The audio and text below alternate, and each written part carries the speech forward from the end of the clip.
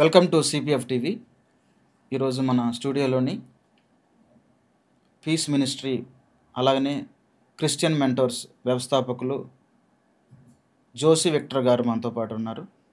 వారు ప్రభు పరిచర్లో అనేక సంవత్సరాలు ప్రభులో ఉండి ఎంతోమంది ఆత్మలకి నిజమైన సత్యవాక్యాన్ని బోధిస్తూ క్రీస్తు కొరకు తన జీవితాన్ని అర్పించిన వారు. Sir, praise Lord. వందనాలు. క్రైస్తవ్యంపై మీ అభిప్రాయం ఏంటి సార్? సహజంగా ఈ ప్రశ్న అందరూ వేయరు. ఇదే చాలా ముఖ్యమైనది. క్రైస్తవ్యం అంటే ఒక మతం అని, క్రైస్తవం అంటే ఒక ప్రాక్టీస్ అని, లేకపోతే క్రైస్తవం అంటే ఒక వెర్షన్ అని. అదేదో వేరే మతానికి ఒక వెర్షన్ ఉంటుంది, అలాగే మరి మనకు ఒక వర్షన్ ఉంటుంది అనేటువంటి విధానంలో నేడు క్రైస్తవులు క్రిస్టియానిటీని తయారు చేశారు. క్రైస్తవ్యం అనేది కేవలం క్రీస్తుని కలిగి ఉండటమే. క్రీస్తు ఏం చేశాడో అది చేయగలగటమే. క్రీస్తు లైఫ్ అంతా టోటల్గా వారి జీవితంలో ఉంటేనే క్రైస్తవులు ఉన్నట్లు లెక్క. క్రీస్తు తగ్గించుకున్నాడు. ఇప్పుడు మనం అన్నిట్లోనూ తమ పేర్లు, పదవులు, బిరుదులు అన్నీ ఉంటాయి. అది ఒప్పదు. క్రీస్తు కేవలం తగ్గించుకున్నాడు. ఆయన రిక్తులుగా ఉన్నాడు. మరి ఆర్థికంగా పేదవానిగా పుట్టాడు. ప్రభు నన్ను పోలి నడుచుకోండి అన్నప్పుడు మనం ధనవంతులు ఎలా అవుతాం? ఇట్లా ఏంటంటే కొన్ని విషయాలు ఉన్నాయి. బేసికల్గా మనం చూడాల్సింది ప్రభువులు ఏమేమి చూడాలో అది చూస్తాం. ఆయన మరి రక్త సంబంధానికి కూడా ఒక సందర్భంలో ప్రాధాన్యత ఇవ్వలే. తల్లి వస్తే, తమ్ముళ్ళు వస్తే అంటాడు కదా, వీరెవరు నా వాక్య ప్రకారం నడిచేవాళ్ళే నా వాళ్ళు అంటాడు. ఎవరు నా తల్లిదండ్రులు. అంటే క్రైస్తవ్యంలో బ్లడ్ రిలేషన్స్ కూడా ప్రాముఖ్యత లేదు. ఓకే.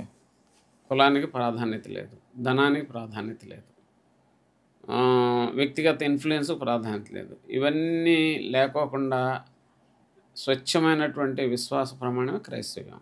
అంటే ఒక విధంగా చెప్పాలంటే ప్రభు ఒకసారి శిష్యులు ప్రశ్న ఎదుర్కొన్నారు. అదేంటంటే పరలోక రాజ్యం మాకు చూపించండి అన్నారు. అవును. మీ మధ్యనే ఉన్నది అన్నారు ఆయన. అవును అన్నారు. మీ మధ్యనే ఉన్నది అంటే భావన ఏంటి అక్కడ? అంటే మీ మధ్యన ఉన్నది పరలోకంలో ఎట్లుంటుందో ఇక్కడ ఎట్లుంటుందని. ఉదాహరణ చిన్న ఎగ్జాంపుల్ చెప్తాను. పరలోక ప్రార్థన చెప్పారు. పరలోక ప్రార్థన గురించి మాట్లాడినప్పుడు మాకు ప్రార్థన నేర్పాను, కానీ పరలోక ప్రార్థన ప్రభు చెప్పారు. దాంట్లో ఉంటుంది నీ రాజ్యం వచ్చుగాక అని ఉంది. అవును. ఆయన రాజ్యం ఎలా ఉంటుంది? పరలోక రాజ్యం. రెండవది నీ చిత్తము పరలోకమందు నెరవేరినట్లు భూమి అందును నెరవేర్చబడిగా కన్నది. మరి పరలోకంలో ఏం నెరవేరింది అక్కడ? ఒక లూసిఫర్ అనేవాడు తిరుగుబాటు చేసి అక్కడి నుంచి ఏం చేశారు? పరిశుద్ధతకు తప్పించి వేరే దానికి తావు లేదు. మరి ఇప్పుడు క్రైస్తవులందరూ క్రిస్టియానిటీలో మనం చూస్తే అన్నీ ఉంటున్నాయి. చర్చిల్లో మతం ఉంది, కులం ఉంది, డబ్బు ఉంది, యాగి అంతా ఉంది. అది క్రైస్తవం కాదు. అక్కడ ఒక్క లూసిఫర్ ఒకసారి చిన్న విషయానికి దృష్టిలో పెట్టుకుని తోసివేయబడి మనం ఏం చేస్తాం? ప్రార్థన అక్కడ నెరవేరినట్లు ఇక్కడనూ భూమి అందు నెరవేరిన కాక అని ప్రార్థన చేస్తున్నాం. అవును. అంటే అంత స్వచ్ఛంగా ఉంటుంది అనమాట. ఇప్పుడు మనం ఆ ప్రార్థన చేస్తాం, కానీ అది ఏం జరిగింది అక్కడ పరలోకంలో ఇక్కడ కూడా అదే నెరవేరడానికి కానీ ఆలోచన మాత్రం చేయం. క్రైస్తవం అనేది just a walk with Christ అనమాట. ఆయనతో నడవటం, ఆయన వల్లే నడవటం, ఆయన మనసు కలిగి ఉంటాం.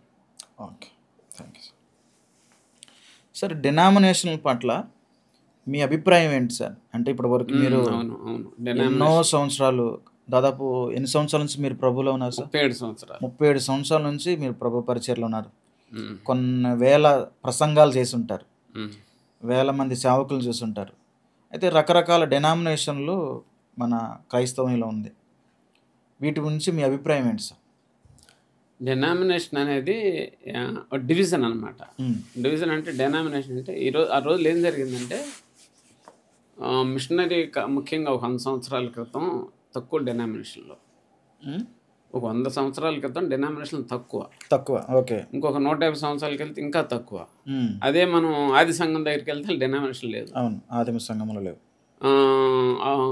అపోల్లో ఎవడు, లేకపోతే కేఫా ఎవడని మాట్లాడుతూ పౌలు గారు ఏమంటాడు, వీళ్ళందరూ ఎక్కడి నుంచి వచ్చారని మాట్లాడతాడు. సంఘంలో మాట్లాడతాడు. అంటే అర్థం ఏంటంటే ఏమైందంటే, సపోజ్ విందు భోజనాన్ని పిలిచి ఒక ఆయన ఆయనకి మసాలా ఇష్టమైతే మసాలాతో కూరలు వండిస్తాడు. ఇంకొక ఆయనకి స్వీట్ ఇష్టమైతే స్వీట్తో భోజనాలు వండిస్తాడు. తయారు చేసుకోండి ఏ విధంగా ఉంటుంది. అట్లాగే చివరికి ఏమైందంటే వాక్యంలో ఉన్న దాన్ని వదిలేసి వీళ్ళకి ఏదైనా భావన కలిగితే దాన్నే హైలైట్ చేసుకుని ఆ లీడర్, ఆ మిషన్ లీడర్కి ఉన్నటువంటి భావాన్ని బట్టి ఆ మిషన్ ఒక డెనామినేషన్కి మారిపోయింది. జాన్ వెస్లీ గారు ఉన్నారు, ఆయన ఒక డెనామినేషన్ తీసుకొచ్చారు.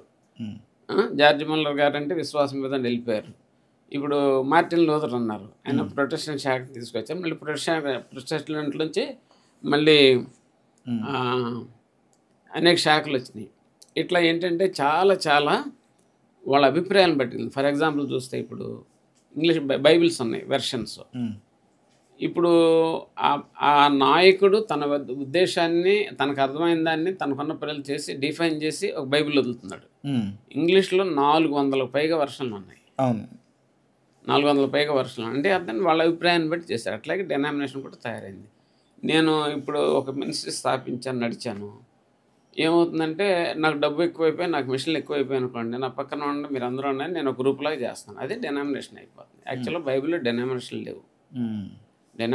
మానవ కల్పితమే డెనామినేషన్. తన లీడర్షిప్ని తాను కాపాడుకోవడానికి ఒక మనిషి ఆ డెనామినేషన్లో కొన్ని రూల్స్ పెట్టాడు అనమాట. ఇప్పుడు ఒక డెనామినేషన్లో బాప్తిసం ఉండదు, ఒక డెనామినేషన్లో ప్రభు బలి ఉండదు, ఒక డెనామినేషన్లో వాళ్ళు మార్మన్స్ బాధ చేయరు, రకరకాల అంటే వాళ్ళకి ఇవ్వబడింది. ఫర్ ఎగ్జాంపుల్ సాల్వేషన్ ఆర్మీ ఉంది, వాళ్ళు అసలు బల్ల ఇవ్వరు. అసలు బల్ల ఇవ్వని డెనామినేషన్లో అసలు బైబిల్ ప్రకారం కాదు కదా సార్. బల్ల ఇవ్వకూడదు, మరి బల్ల ఇవ్వకూడదని వాళ్ళు ఇవ్వకూడదని చెప్పుకొచ్చారు. వాళ్ళు చెప్పుకొచ్చి అట్లా చేసే డెనామినేషన్ తయారు చేశారు. వాళ్ళకి తోచింది వాళ్ళు చెప్తున్నారు వాళ్ళు. కానీ ప్రభు అన్నాడు, ప్రభు నన్ను జ్ఞాపకం చేసుకుంటే దీన్ని చేయన్నాడు కదా, వాళ్ళు కంపల్సరీ ఉండాల్సిందే. అంటే అర్థం ఏంటి, ఏదైతే ప్రభు చెప్పారో దాన్ని ఓవర్టేక్ చేసి ఇది కరెక్ట్ అని, ఒకవేళ యెహోవా సాక్షులు అవ్వచ్చు, యెహోవా తల్లి అవ్వచ్చు, సాల్వేషన్ ఆర్మీ అవ్వచ్చు, సెవెంత్ డే అవ్వచ్చు, లేకపోతే ఎక్స్ట్రీమ్ మిషన్స్ కొన్ని ఉన్నాయి, బ్యాప్టిస్ట్ అవి కావచ్చు. ఏంటంటే ఏం చేసినాయి అంటే వాళ్ళ లీడర్లను బట్టి నడిచినాయి. వాళ్ళు యేసుప్రభుని బట్టి నడవలే, వాళ్ళు లీడర్లు చెప్పిన దాన్ని బట్టి నడిచారు. అందుకే డెనామినేషన్ తయారు. ఇప్పుడున్న డెనామినేషన్లో ఏ డెనామినేషన్ బైబిల్ ప్రకారం నడుస్తుంది సార్? మనం అట్లా చెప్పడానికి ఒకరిని బాధ పెట్టినట్టు అవుద్దిగా, వదిలేద్దాం ప్రశ్న. అంటే సత్యవాక్యాన్ని చెప్పండి. అంటే బైబిల్ ప్రకారం ఎవరు ఇప్పుడు ఉన్న వారిలో సహజంగా ఈక్వాలిటీ ఉండాలి సంఘంలో. అంటే సేవకుడు బాస్ కాదు, సేవకుడు ఓనర్ కాదు. ఫస్ట్ సంఘానికి ప్రాముఖ్యంగా, సంఘం అనేది దేవుంది, ఆయన రక్తం ఇచ్చి సంపాదించుకున్నది. క్రీస్తు మూలరాయి ఉన్నాడు, అలాగే అపోస్తులు పునాది అక్కడ ఉంది, దాని మీద మనం కట్టుబడుతూ వచ్చాం. పేమెంట్ ఇచ్చింది ప్రభు, ఆయన పేరు మీద మనం బెనిఫిట్ పొందాం. అంటే ఆయన పేరు మీద సువార్త చెప్పుకుని సంఘం కట్టాం. ఇప్పుడు సంఘం ఎట్లా అయిపోయిందంటే సంఘం నాదే, మందిరం నాదే అనేటువంటి పొజిషన్లోకి వెళ్ళిపోయాం. కానీ సంఘం అంత కాదు. ఫస్ట్ సంఘం లక్షణంలో. రెండోది ఏంటంటే ఈక్వాలిటీ అంటే సంఘములో అందరూ సమానమే. ఎందుకంటే యోహాను 1:12 ఏమన్నాడు, ఎందరూ ఆయన నామందు విశ్వాసం ఉంచారో వారందరూ ఆయన కుమారులకు అధికారం అనుగ్రహించాడు. అంటే ఏంటి, సహజంగా మనం చూస్తే దేవుని ప్రేమను బట్టి ఆయన మనల్ని పిల్లలుగా చేసుకున్నాడు. సేవకుడు పెద్ద అన్నయ్య అంతే. ఇంకో చోట బైబిల్ అంటాడు, మీరు తండ్రులని పిలవబడవద్దు, పరలోక ముందు ఒకడే మీకు తండ్రి అంటాడు కదా. అవునంటాడు. మరి అటువంటిప్పుడు మన తండ్రులను కూడా పిలవబడడానికి అనుమతి లేదు. ఇప్పుడే మన పెద్ద అన్నయ్య. అందుకే సేవ చేస్తున్నారు కాబట్టి దైవజనులను పిలవటం, సేవకులను పెట్టడం సబబు. సేవకుడు పెద్ద అన్నయ్యలు అటువంటి నడిపిస్తాడు. సంఘ పెద్దలు ఉండాలి, పరిచారకులు ఉండాలి. ఒక ఆర్డర్ అనేది ఉంటేనే అది కరెక్ట్ అయిన సంఘం.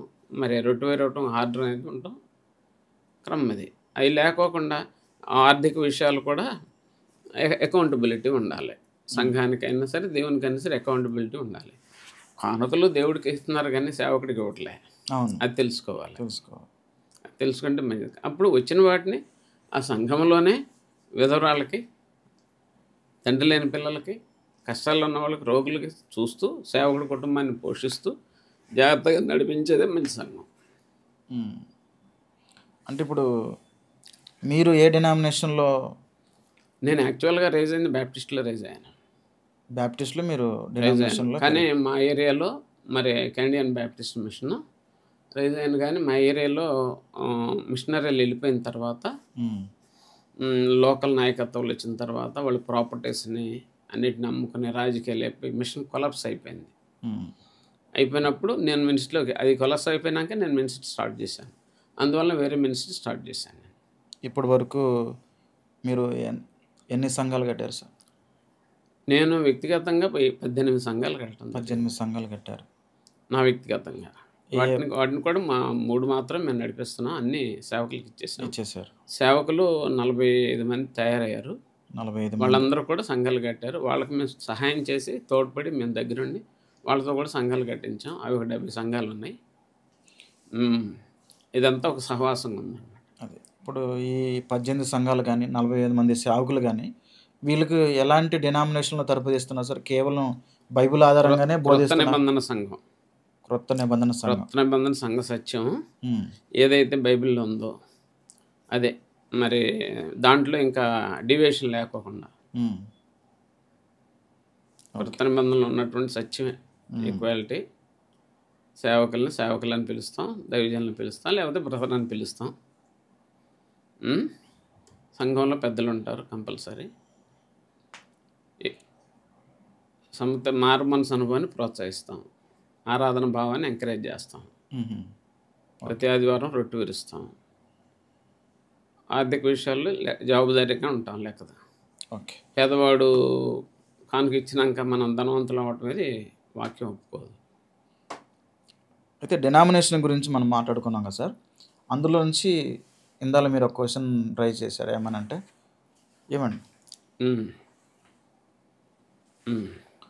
ఒక క్వశ్చన్ రైజ్ చేశారు. ఏమనంటే కొన్ని సంఘాలలో కొన్ని డినామినేషన్లో ప్రభు వల్ల ఎవరని చెప్పేసి. అయితే ప్రభు వల్ల అసలు ఎప్పుడు జరగాలి సార్? ఎలా ఇవ్వాలి? ఎందుకు ఇవ్వాలి? నేను వాక్యాన్ని పరిశోధించింది, నేను నమ్మిన ప్రకారం అసలు ప్రభు వాళ్ళు ఎందుకు ఇస్తారని ముందు తెలుసుకోవాలి. ఫస్ట్ ప్రభు వాళ్ళు ఎందుకు ఇస్తారంటే ఆయన శిష్యులతో ఏమన్నాడంటే, నన్ను జ్ఞాపకం చేసుకోండికై దీన్ని చేయడం అన్నాడు. Do this in remembrance of me అన్నాడు. ఆయన ఎప్పుడు జ్ఞాపకం చేసుకుంటాం? మనం మామూలుగాను జ్ఞాపకం చేసుకుంటాము, లేకపోతే ప్రయాణంలోనూ జ్ఞాపకం చేసుకుంటాము, మామూలు కూడికల్లోనూ జ్ఞాపకం చేసుకుంటాం. కాబట్టి ఆయన ఎప్పుడు జ్ఞాపకం చేసుకుంటానే ఉంటాను జనరల్గా. కానీ అన్ని సందర్భాలు రొట్టె విరవడానికి అవకాశం లేదు. అక్కడ ప్రయాణాలు ఎట్ట విరుస్తాం, ఇప్పుడు ఎక్కడ విరుస్తాం అట్లా. కానీ మన కోడికల్లో శ్రేష్టమైన కోడిక, యోగ్యమైన కోడిక సంఘంలో కోటాలు ఉన్నాయి, రకరకాల కోటాలు. ఆదివారం నాడు ఆరాధన, తర్వాత బైబిల్ స్టడీ ఉంటుంది వారం మధ్యలో, లేకపోతే ఉపవాస కూడిక ఉండొచ్చు, విజ్ఞాపన కూడిక ఉండొచ్చు, సువార్త కూడిక బయట ఉండొచ్చు, లేకపోతే కుటుంబ కృతజ్ఞత కూడిక ఉండొచ్చు. అవన్నీ 7 రకాల కోడికలు ఉంటాయి, మనకు తెలిసిందే. అయితే ఇప్పుడు అన్నిట్లో కల్లా ఉత్కృష్టమైనది ఏది? ఆరాధన. ఆదివారం ఆరాధన ఎందుకు చేస్తున్నాం? అక్కడ రావాలి ప్రశ్న. ఆరాధన ఎందుకు చేస్తున్నాం అంటే కోట్లు ఇచ్చినందుకు ఆరాధన చేయట్లే. ఈరోజు చాలామంది ఏం చేస్తారంటే డబ్బులు ఇస్తే దేవునికి స్తోత్రం చెప్తారు. అది ఎర్త్లీ బ్లెస్సింగ్. అది మరి కోట్లు ఇచ్చినవాడు దేవుని స్తుతిస్తే, కోట్లు ఇవ్వని పేదవాడు, పూరు గుడిసెలు ఉన్నవాడు ఉన్నాడు, భర్తలే విధవరాలే పేదరాలుగా ఉంది, వాళ్ళు ఆరాధన చేయరా? చేస్తారు. అంటే ఆరాధన అనేది కోటేశ్వరుడిది కాదు, ధనవంతుడిది కాదు, ఆశీర్వాదాలు పొందినోడిది కాదు, అందరిది. అది ఎవరైతే యేసుప్రభు రక్తంలో కడిగబడ్డారో వాళ్ళందరిది ఆరాధన. ఈ ఆరాధనలో ముఖ్యమైన విషయం ఏంటి అంటే, ఆ మనిషి ఆ ప్రభు రక్తం వలన కడుగబడి, తన మనస్సాక్షి కడుగబడి, హెబ్రీ 9:14 ప్రకారం తిరిగి జన్మించి కృత జీవితాన్ని ప్రారంభించిన వాడు ఆయన యందు కుమారుడిగా చేయబడ్డాడు. నన్ను కుమారుడిగా నువ్వు చేయటానికి నీ కుమారుడిని నా కొరకు ఇచ్చావని రొట్టె విరుస్తూ, ఆయన విరిగిపోయి నా కొరకు విరుస్తూ, నా పాప విరిగిపోయింది, నా శాప విరిగిపోయిందని చెప్తూ ఏం చేస్తాం? రొట్టె విరుస్తాం. అది హృదయంలో స్తుతి చెల్లిస్తూ ఆరాధిస్తూ ఏం చేస్తాం? రొట్టె విరుస్తాం. అంతేగాని అది తాయిలం కాదు. దీన్ని కూడా కొంతమంది ఏం చేస్తారంటే, పెద్ద అయ్యగారు వచ్చి చెప్తాడంట, ప్రభు అందరినీ జ్ఞాపకం చేసుకోండి అన్నాడు. నన్ను జ్ఞాపకం, ఎవరి కోసమైనా చనిపోయాడు ప్రభు, అందరూ రొట్టె విరుస్తారు. అంటే ఈ పెద్దయ్య గారి కోసం కూడా యేసు ప్రభు చనిపోయాడు. ఆయన వచ్చి ఇవ్వటం లేదు ఇక్కడ. ఆయన లేకపోతే ఉన్న సంఘ పెద్ద ఇస్తాడు. అక్కడేంటి సంఘం రొట్టె విరవాలి అంతే. ఇక దానికి అర్హతలు లేవు. అది ఎప్పుడు ఇవ్వాలి సార్ మామూలుగా? నేను గ్రహించింది ఆరాధనకి ఏ కారణమైందో, ఆరాధన ఆదివారం రక్తం కారణమైంది. కొంతమంది ఆదివారం ఇస్తారు, కొంతమంది నెలకు ఒకసారి మొదటి వారంలో ఫస్ట్ రోజు ఇస్తారు, కొంతమంది ఇయర్లీ వన్స్ ఇస్తారు, కొంతమంది 6 months ఒకసారి. సో ఏది వాక్యానుసారం? అది మనం 3 విషయాలు తీసుకోవాలి ఇక్కడ. మొదటిది ఏంటంటే ఆది సంఘం ఎప్పుడు విరిచింది? వాళ్ళు ప్రతిరోజు విరిచారు. అవును. ఎందుకంటే ఇప్పుడు సహజంగా ఏంటంటే బిడ్డ పుట్టిన తర్వాత మన చేతుల్లోనే ఉండదు, పొత్తిగొడ్డలు అన్నట్లు జరిగింది. నెమ్మదిగా వాళ్ళు అక్కడి నుంచి స్థలం మారి దేవాలయాలు ప్రార్థనాలయాలు కట్టుకుని మారినప్పుడు అది ఆదివారంకి మారింది. అపోస్తుల కార్యం 20:7 వెళ్ళింది. ఆదివారం ఎందుకు స్పెషల్ అయింది అని కూడా మనం స్టడీ చేయాలి. ఆదివారం నాడు సమాధి పగలగొట్టబడింది. అవును. సంపూర్ణ విజయం ఎప్పుడు వచ్చిందంటే ఆదివారం. అందుకే ఆరాధన అక్కడికి వచ్చింది. ఆరాధన అంతకుముందు శనివారం నాడు ఆరాధన చేసేవాళ్ళు యూదులు. అవును. సంఘం స్థాపించబడినాక శనివారం నాడు మత సంబంధమైన ఆరాధన సబ్బాత్ దినం. అవును. ఇదేమో ఆదివారం నాడేమో రక్తంలో కడుగుబడిన వాళ్ళు వాళ్ళ పాపశాపాలు పగిలిపోవటానికి, కొట్టివేయబడటానికి సమాధి పగలగొట్టబడింది. క్రీస్తు మృతుల నుండి లేపబడని ఎడల మన విశ్వాసము వ్యర్థమే అంటాడు. అంటే సమాధి పగలగొడితేనే యేసుప్రభు శుక్రవారం నాడు సిలువలో చనిపోగానే రక్షణ రాలే మనకి. అవును. ఆయన సమాధిలోకి వెళ్ళి సమాధిని పగలగొట్టి వచ్చినాక వచ్చింది. ఎందుకంటే మనం అందరం చనిపోయిన వారం ఎక్కడున్నాం? సమాధి వ్యవస్థలో ఉన్నాం మన ఆత్మలో. అవి వాక్యంలో తక్కువగా ఆలోచించే వాళ్ళకి కొంచెం అర్థం కాదు. ఇది మనల్ని సమాధిలోంచి బయటికి తీసుకొచ్చాడు ఆయన. మనం సమాధికి వెళ్ళకుండా చేశాడు ఆయన. పగలగొట్టాడు, దాన్ని ఓపెన్ చేశాడు. అందుకే నేటికి ఈ సమాధి తెరవబడి ఉందని చెప్తారు కదా. కాబట్టి ఆ పునరుద్ధాన దినం ఏమంటే అది. అందుకే ప్రకటన గ్రంథంలో ఆదివారం గురించి ప్రభు దినం అన్నాడు.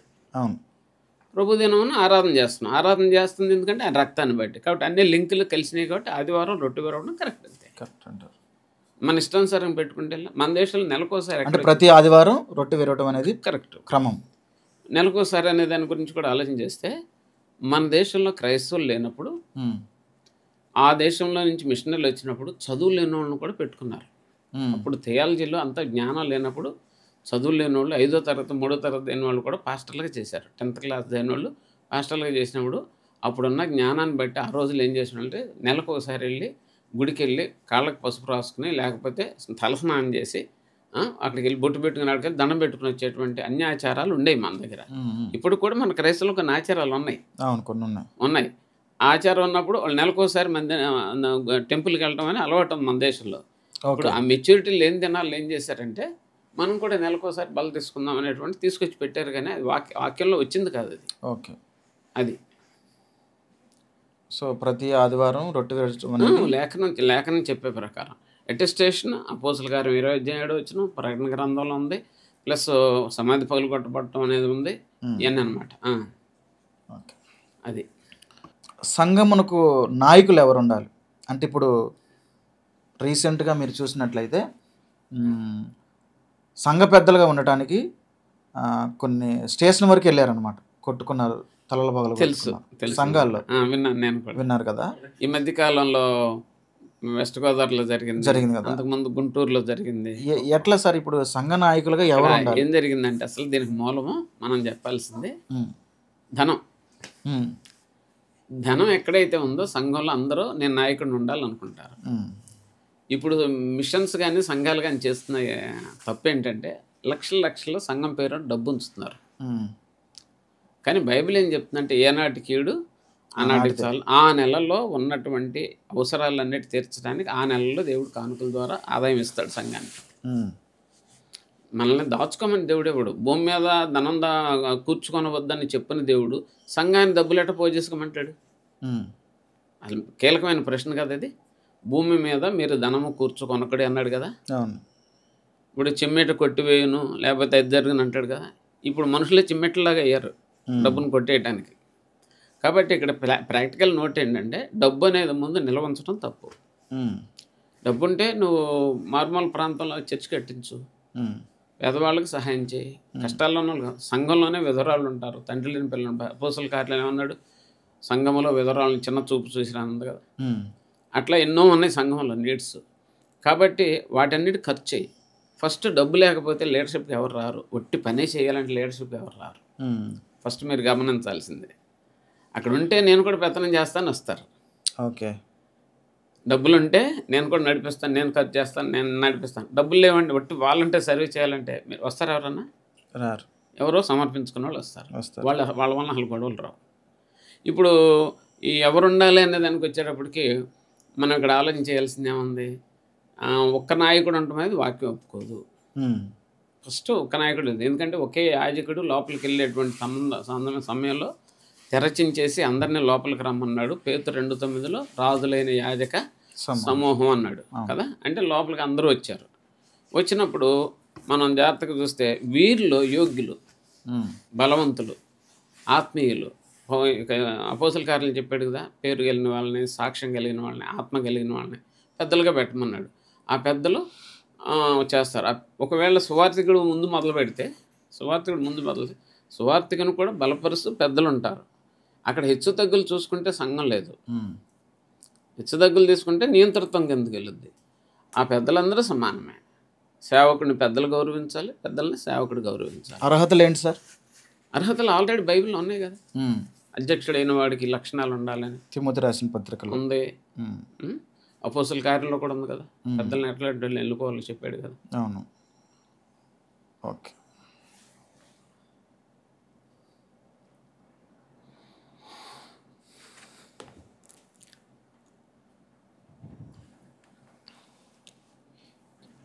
ఇకపోతే ఇప్పుడు బాగా మాట్లాడుకున్న విషయం ఏంటంటే సార్, కానుకల గురించి.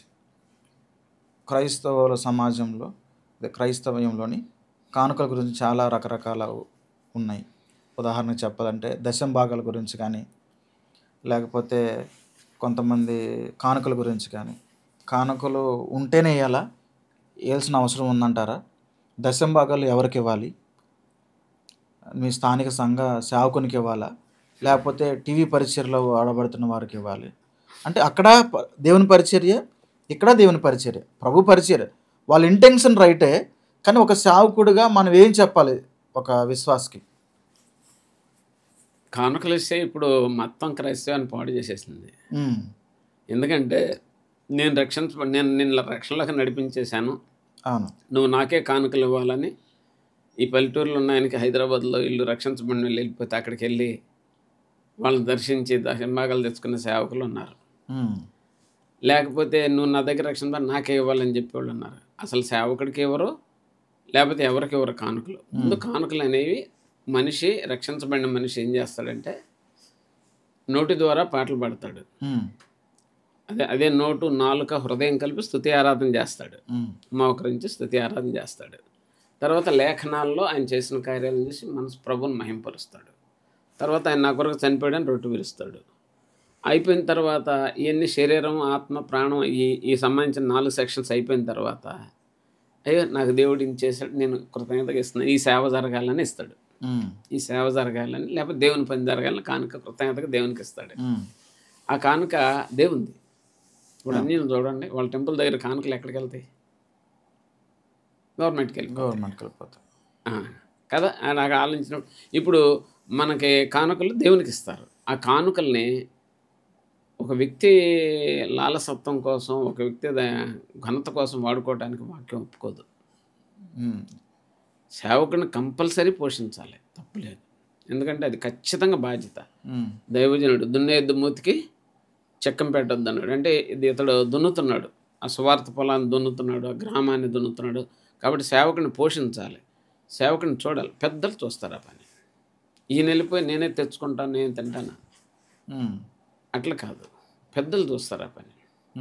పెద్దలు సేవకుడికి ఏం చేయాలి, సంఘంలో ఏం చేయాలి అన్ని వ్యవస్థ అంతా పెద్దలు చూస్తారు. అంటే సేవకుడు కానుకల విషయంలో తలదొచ్చకూడదు అంట? దోర్చకూడదు. ఓకే, దోర్చకూడదు, ఇవ్వాలి. సో పెద్దలు చూస్తారు. పెద్దల పాలన, బాగుగా పాలన చేయి పెద్దలకు పనిని అప్పగించు అన్నాడు. పెద్దలు తీసి ఇస్తారు. ఒకవేళ వచ్చే కానుకలు చాలేదనుకుంటే సంఘాన్ని అలర్ట్ చేస్తారు, మార్గాలు ఎతుకుతారు. మన సేవకుడిని సపోర్ట్ చేయాలి అని పెద్దలు ఏం చేస్తారు. ఈ సేవకుడే వెళ్ళిపోయి నాకు తినటానికి సాగలేదు అని అడిగాడంటే సేవకుడు సాక్ష్యం చెదిరిపోద్ది. ఇప్పుడు దశమ భాగాల గురించి సార్ ఎట్లా? దశమ భాగం అనేది పాత నిబంధన ఉంది, అది కూడా చిన్న మర్మం కదా. ఎట్లాగంటే మీరు ఆలోచించండి, ఆ రోజుల్లో ప్రభు గొర్రెపిల్లని తీసుకురమ్మాడు, పౌరాలను తీసుకురమ్మన్నాడు. వాటిని అన్నిటిని వెలపెట్టి కొనుక్కునేవాళ్ళు, వెలపెట్టి కొనేవాళ్ళు. ఆ రోజుల్లో వెలపెట్టి కొని ఏం చేసేవాళ్ళు అంటే అటువైపు ఈ పావురాన్ని లేకపోతే ఈ మేకని గొర్రెని బలిచ్చేవాళ్ళు. ప్లస్ ఏం చేసేవాళ్ళు అంటే 10వ వంతు తీసుకొచ్చేవాళ్ళు. మళ్ళీ అంతేకాకుండా ప్రథమ ఫలం ఇచ్చేవాళ్ళు. దశమ భాగమే కాదు, మీరు బాగా బైబిల్ తిరగేయండి, 3 కానుకలు ఉన్నాయి అక్కడ స్పష్టంగా. వాళ్ళు ప్రథమ ఫలం తీసుకొచ్చేవాళ్ళు, ఇటు దీన్ని తీసుకొచ్చేవాళ్ళు, ఇటు గొర్రెపిల్లని తీసుకొచ్చేవాళ్ళు. ఇన్ని వచ్చాయి అంటే గొర్రెపిల్ల అంటే వీళ్ళు కోసుకోలే, వీళ్ళని కోసుకోలే. ఎవరో వీళ్ళు ఏమో వీళ్ళేం కోసుకోలే, గొర్రెపిల్లని కోసారు వీళ్ళు. గొర్రెపిల్లని కోసి దశమ భాగం ఇచ్చేవాళ్ళు. ఇప్పుడు ఏం జరిగింది, గొర్రెపిల్లని మనం కొయ్యలే, దేవుని కుమారుడు గొర్రెపిల్ల అయ్యాడు. అవును, ఆయన గొర్రెపిల్లపై రక్తం చిందించి వల్ల చెల్లించాడు కాబట్టి ప్రభు కొరింథీయులు ఏమన్నాడు, మిమ్మల్ని నేను కొనేశాను అన్నాడు. అవును, ఇప్పుడు కొనేశాను అన్నాడు. కొనేసిన తర్వాత ఆ పొలంలో పండిన పంట ఎవరిది? ఎవరైతే కొనుక్కున్నారో వాళ్ళదేగా. మన ప్రాణం ఎవరిది? దేవునిది. మన ఆత్మ ఎవరిది? దేవునిది. మన శరీరం ఎవరిది? కొనుక్కున్నాడుగా. అవును, శరీరాన్ని సొంతం చేసుకోవడం, శరీరాన్ని గాయాలు పొందాడు కదా. అవును, మన కోసం అన్ని చేసి మన ఆత్మను పవిత్ర పరచబడడానికి, పాపం కొట్టివేయబడటానికి రక్తం చెందించాడు కదా. అవును, మరి అటువంటి అప్పుడు మనం ఎవరు సొత్తు? ఆయన సొత్తు. మనం ఆయన సొత్తు అయినప్పుడు మన ఇద్దరం ఒకటే అని మనం బయలుదేరుతాం. అవును, అప్పుడు నా జేబులో ఉన్న వాటి మీద మీకు అధికారం వచ్చిందా లేదా? వచ్చింది. మనం ఆయన కొనుక్కున్నాడు, మనం అంతా ఆయనదే. అందుకే ఏం చేశాడంటే అక్కడ పరిశీలతో మాట్లాడాడు, మీరు పుదీనాలోను జీలకర్రలోను సోపులోను ఏం చేశారు? దశమ భాగం ఇచ్చారు, వాటిని మానబాకండి, కానీ ఇంకా చేయాల్సింది చాలా ఉన్నాయని చెప్పాడు. అంటే అర్థం కనికరం చూపించండి, ఇంకా చెయ్యండి, ఇంకా అంటే మించి దాన్ని ఇంకెట్లా చెప్పాలని సరే వర్ధిల్లిన కొలది, అదే ఇంకా వర్ధిల్లిన కొలది. కొరింథీ పత్రిక 16వ అధ్యాయంలో వర్ధిల్లిన కొలది అంటాడు. కాబట్టి ఏంటంటే కానుకేస్తారు, కొంతమంది తన దగ్గర కొంత సేవ్ చేస్తారు, ఈ సేవ చేసే మందిరంలో కానుకేస్తాడు, కొంత దాని దగ్గర అభివృద్ధి చేస్తాడు. చూస్తారు 16వ అధ్యాయంలో ఏమని రాశాడు చూస్తే మీకు కనపడదు. తన యొద్ద కొంత నిల్వ చేయవలనని ఉంది, చేస్తాడు. తన ఇష్టం ఉన్న చోట, అవసరం ఉన్న చోట ఈ నిల్వ చేసిందని పంపవచ్చు. అదే ఇప్పుడు ఈ దశమ భాగాలు స్థానిక సేవకులకి. దశమ భాగం లేదని చెప్పాను కదా మీకు. లేదు, దశమ భాగం లేదు, దశమ భాగం మించి ఉంది. అదే అది స్థానిక సంఘంలో యథార్థమైన పరిచర్య. ఆత్మలను సేవకుడే తీసుకోవాలా లేకపోతే బయట సేవకులు ఇవ్వాలా? అసలు సేవకుడి కానీ క్వశ్చన్ తీసుకురావాలి. ఇక్కడ సేవకి ఇచ్చాం. ఓకే, అంటే సంఘానికి స్థానిక సంఘానికి ఇవ్వాలా? జరిగే పరిచర్య స్థానిక సంఘానికి చెందింది. అది అవి స్థానిక సంఘానికి. అక్కడ 2 విషయాలు ఉన్నాయి. అదే సంఘంలో చక్కగా బేదలను, విధవరాలని చూస్తూ, తల్లిదండ్రుల పిల్లలను చూస్తూ, రోగులను చూస్తూ, స్వార్థ కార్యక్రమాలన్నీ చూస్తూ, సేవకుని పోషిస్తూ ఉన్నప్పుడు తప్పనిసరిగా అక్కడ ఇవ్వడం మంచిది. వాళ్ళు దుర్వినియోగం చేస్తూ సేవకుడు పోషణ కొరకే ఉందనంటే నీ ఇంటికి తలుపులు తెరిచి కూర్చోబెట్టవుగా. అట్లాగే దేవుని సొమ్ముకు కూడా తాళం వేయాలి. మ్యాటర్ అర్థమైంది కదా మీకు? అక్కడ యథార్థమైన పరిచర్య జరుగుతుంది. ఏం చేస్తావు? పరిచర్య కొరకు ఇవ్వాలి, ఖచ్చితంగా ఇవ్వాలి, ఖచ్చితంగా ఇవ్వాలి. విధరాలను చూడటం, తండ్రి లేని పిల్లలను చూడటం, రోగులను చూడటం, సమస్యలను చూడటం, కోటాలు జరిగించడం, మందిరం మెయింటెనెన్స్, సేవకుడు కుటుంబ మెయింటెనెన్స్ అన్నీ చూడాలి. సేవకుడిని కూడా కడుపు నిండా భోజనం ఉండేటట్టు చూడాలి, అవసరాలు చూడాలి, పిల్లల అవసరాలు, సేవకుడి పిల్లల అవసరాలు అన్నీ చూడాలి. ఇవన్నీ చూస్తూ సంఘంలో మిగిలిన కార్యక్రమం తప్పకుండా జరుగుతున్నప్పుడు అక్కడే ఇవ్వాలి. నేను నా సంఘంలో అదే చెప్తా. నా దగ్గర సరైన సేవ జరగట్లేదు అనుకుంటే కానుక ఎక్కడికైనా పంపుకోండి అని చెప్తాను నేను. పంపుకోండి, మీకు యోగ్యమైన చోట పంపుతానండి. నాకు ఇంతవరకు ఆ సమస్య రాలే, ఎందుకంటే మేము చేస్తాం, అన్ని పనులు చేస్తాం. Okay, thank you. డిజిటల్ మీడియాలో మనం ఉన్నాం కదా ఇప్పుడు. ఎలా అంటే కానుకలు ఈ టీవీ ప్రసంగాల చేసే సేవకులకి మనం స్పాన్సర్ చేయొచ్చు అంటారా? చాలా ఈ రోజుల్లో ఎదుర్కొన్న పెద్ద సమస్య ఇది. అవునండి. ఈ డిజిటల్ సంఘ పరిచర్య అనేది కార్పొరేట్ సేవకుల నుంచి పుట్టింది. కార్పొరేట్ సేవకులు వాళ్ళకి ధనం ఉంది, సినిమా హాల్లోనేమో యాక్టర్ని చూపిస్తారు, ఈ డిజిటల్ చర్చిలోనేమో వీళ్ళే కనపడతారు. ఓకే. విషయం ఏంటంటే బైబిల్ ఏం చెప్తుందంటే మీరు వెళ్ళండి సువార్తను ప్రకటించండి అన్నాడు. నమ్మిన వాళ్ళని సంఘంగా చేయమన్నాడు, వాళ్ళకి కాపరిగా ఉండమన్నాడు. కాపరి ఏం చేస్తాడు? అవసరమైన వాటిని ఎలా నడపాలో అలా నడుపుతాడు.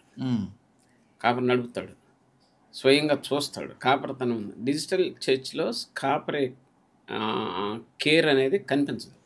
ఫస్ట్ లాస్ అది.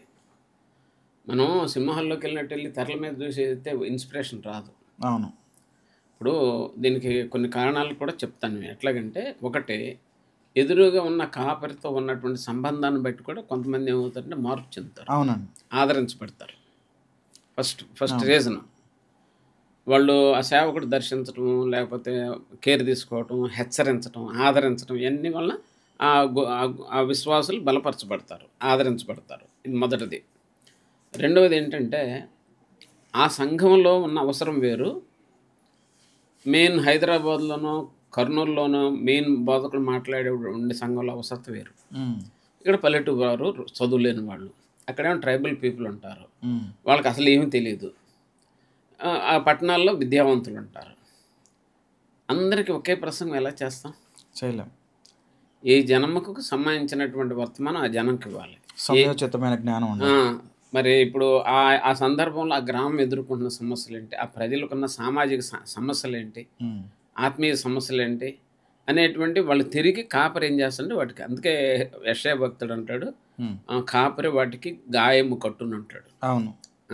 ఎస్గేల్లో కూడా అంటాడు కట్టును అంటాడు. వాళ్ళు కట్టేది ఎవరు? కాపరి కట్టాలి కదా. కాబట్టి ఏంటంటే, ఈ సంఘాన్ని డిజిటలైజ్ చేసి ఎంప్లాయీస్ని పెట్టేసినట్టు పెట్టేస్తే వాడికి బాధ ఏంటి? ఆ గొర్రెలు ఏమైపోతే వాళ్ళకి బాధ ఎందుకు? కాపరే ప్రయాసపడతాడు, కష్టపడతాడు. కాపరి ప్రయాసం చూసి వాళ్ళు బలపరుచుకుంటారు, వాళ్ళు ఇస్తారు కానుకలు సేవ కొరకు. ఇప్పుడు కాపరి లేనప్పుడు ఏం చేస్తారు? ఇప్పుడు ఈ డిజిటల్ చర్చ్లో ఒక మనిషి ఎవరైతే పెద్దవాడు వాని మీద అధికారంతో పంపిస్తాడు కదా కదా, దేవుని మీద అధికారం. గ్రామంలో ఇప్పుడు ఉన్న వ్యవస్థలో ఆ వారం అయిపోయిన తర్వాత, ఈ వారం రోజుల్లో గ్రామంలో జరిగిన పరిస్థితుల్లో ఈ సేవకుడు వాటిలో ఇన్వాల్వ్ అవుతాడు. అనేక సమస్యల్లో, అనేక గొడవల్లో, అనేక వ్యాధుల్లో, బాధల్లో ఇన్వాల్వ్ అవుతాడు. ఇన్వాల్వ్ అయ్యి తగు రీతిలో వాళ్ళకి పరిచర్య చేస్తాడు. మరి డిజిటల్ చర్చిలో ఉన్న వాళ్ళు ఎవరు చేస్తారు? డబ్బును సంపాదిద్దంటారు చూడండి, అదనమాట డిజిటల్ చర్చ్ వ్యవహారం చేసేది.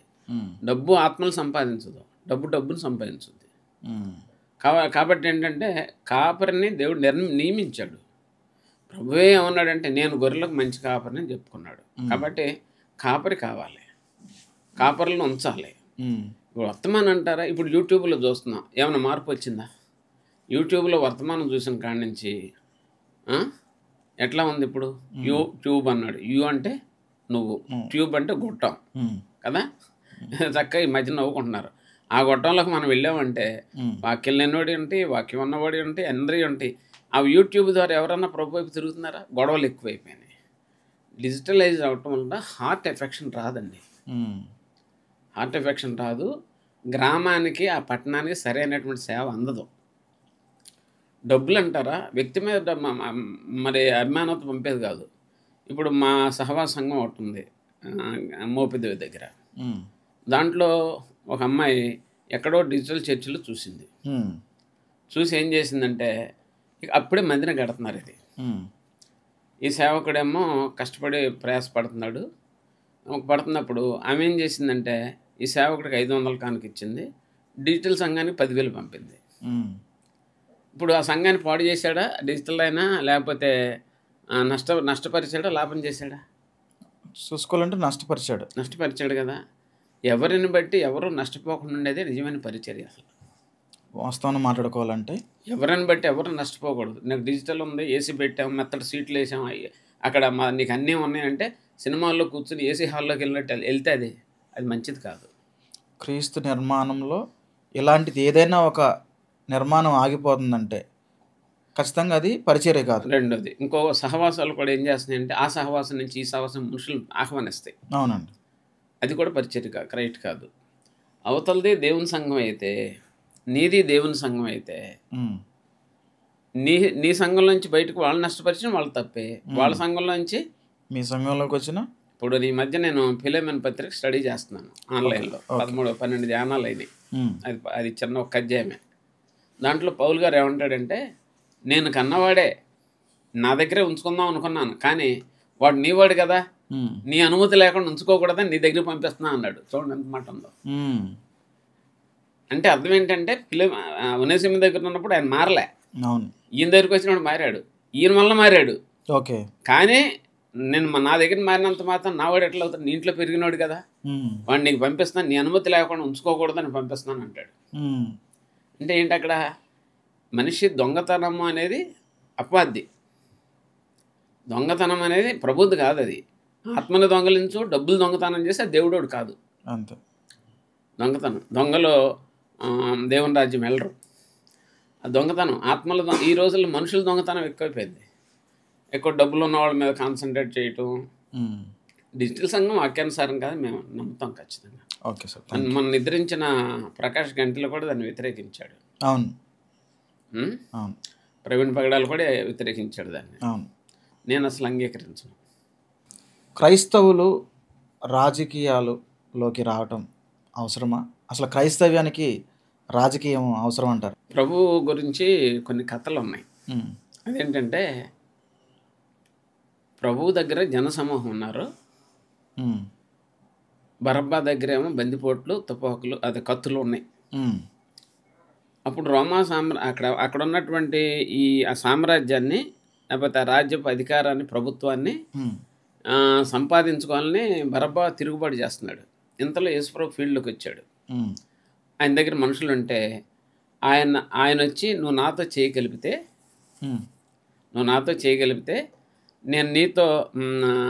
నేను ఈ రాజ్యాన్ని సంపాదిస్తాను, నిన్నే రాజుని చేస్తానని ప్రభుత్వం ఆఫర్ ఇచ్చినట్టు కథలు ఉన్నాయి. అంటే కొన్ని ఇతర చరిత్రలో ఉంది.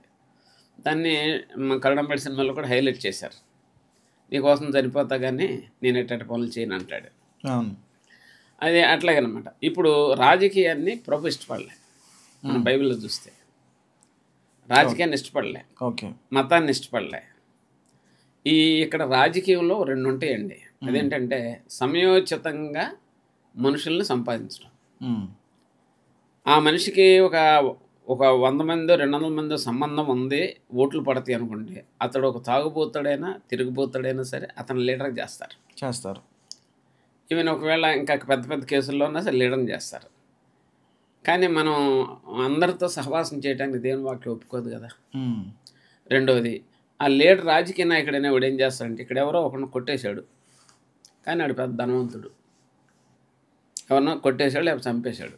ఈ రాజకీయ నాయకుడు ఏం చేస్తాడు, ఇతనికి ధనం పలుకుబడి ఓట్లేసే సర్కిల్ ఉంది కాబట్టి ఈ హంతకుడిని, ధనవంతుడిని కూడా ఏం చేస్తాడు రాజకీయ నాయకుడు, కాపాడటానికి ప్రయత్నం చేస్తాడు, శిక్షించడానికి ప్రయత్నం చేయడు కదా. అవునా? అటువంటిప్పుడు బైబిల్ విషయం ఏంటి? పాపముల జీతం మరణం. అత ఖచ్చితంగా మందలించబడాలి, శిక్షించబడాలి. రాజకీయాల్లో సాధ్యపడదు. సో క్రైస్తవులు రాజకీయాల్లోకి రాకూడదు అంటారా? క్రైస్తవులు రాజకీయాల్లోకి రావడానికి వాక్యం ఒప్పుకోదు. రాజకీయాల్లోకి రావడానికి వాక్యం రాజకీయంలో కొన్ని అబద్ధాలు ఆడతారు, కొన్ని విమర్శలు చేస్తారు. రాజకీయం ఒక్కటే మనం తప్పుగా చూస్తాం, కానీ చేసే ఉద్యోగంలో కావచ్చు, చేసే వ్యాపారంలో కావచ్చు, ప్రతి దాంట్లో కూడా ఈ భూమిలో ప్రతి చోట తప్పునే జరుగుతూనే ఉంటుంది, ప్రతి వ్యవస్థలో కూడా. అంటే ఇప్పుడు రాజకీయ వ్యవస్థే మనం తప్పుగా ఎందుకు చూడాలి? ఎందుకంటే ఎక్కువ మనం చూస్తున్నాం. మీరు రాజకీయాల గురించి అడిగారు కాబట్టి రాజకీయాలు చెప్తాను. అదే ఏ వ్యవస్థ గురించి అని అడిగినప్పుడు, మనకు ఫలానా ఉద్యోగం వచ్చింది, అక్కడ అక్రమంగా రియల్ ఎస్టేట్ భూములు అమ్ముతున్నారు, దాంట్లో ఈయన చేర్పించాలి మనుషుల్ని, మార్మన్స్ పొందినోడే దాంట్లో చేరకూడదు. ఇక అంటే నువ్వు ఏ రంగంలోకి వెళ్ళినా కానీ వాక్యానికి విరుద్ధంగా. క్రైస్తవులకి న్యాయం జరగాలంటే రాజకీయాల్లో క్రైస్తవుడు రాకూడదా సార్? ఇది ఒక క్రైస్తవులకి ఇప్పుడు చాలా రాజకీయంలో చర్చలు పడగొడుతున్నారు, క్రైస్తవులు బైబిల్ తగలబెడుతున్నారు, చాలా మంది సేవకులు సువార్త చెప్పడానికి వెళ్ళినప్పుడు వాళ్ళని కొట్టేసి అవమానపరుస్తున్నారు. ఇప్పుడు మనం వెళ్ళి ప్రభుత్వాన్ని అడిగితే ప్రభుత్వం నిర్లక్ష్యంగా ఉంది, పట్టించుకోవట్లేదు. అలాంటప్పుడు ఒక క్రైస్తవుడే ఒక నాయకుడిగా ఉంటే మన న్యాయం జరుగుతుంది కదా. అలాంటప్పుడు క్రైస్తవుడు రాజకీయ న్యాయం జరుగుద్దని మీరు ఎట్లా అనుకుంటున్నారు? అంతే కదా. ఒక నియోజకవర్గానికి ఎంతో మంది నాయకులు ఉన్నారు. ఇప్పుడు క్రైస్తవులు లేరు కదా ఈ రోజుల్లో. ఎన్నో ఏఐసిసిలు ఉన్నాయి. AICC all India Christian council 6 ఉన్నాయి. ఇప్పుడు వాళ్ళు రాజకీయ నాయకులు కాదు కదా సార్. ఇప్పుడు లీడర్స్ వాళ్ళు రాజకీయంలాగానే చేస్తున్నారు. ఇప్పుడు లీడర్స్ మాత్రమే తప్ప ఉన్నారని రాజకీయ నాయకులతో సంబంధం పెట్టుకుని రాజకీయ నాయకులు స్టేజ్ మీద తీసుకెళ్ళి వాళ్ళతో చేసి వెనక నుంచి బార్గెనింగ్ చేయటం అంతా జరుగుతూనే ఉంది. అదే ఇప్పుడు చాలామంది పెద్దవాళ్ళు రాజకీయ నాయకులతో సంబంధాలు కలిగే ఉన్నారు. ఇప్పుడు మాలాల పేరు మీద ఉన్న రాజకీయ నాయకుడు కూడా రాజకీయ నాయకులతో సంబంధం కలిగి ఉన్నాడు. ఇంక ఇతరులతో కలిగినా ఎవరితో కలిగినా కులం ప్రాతిపదిక మీద కూడా రాజకీయ నాయకుల్లాగా తయారైపోయారు.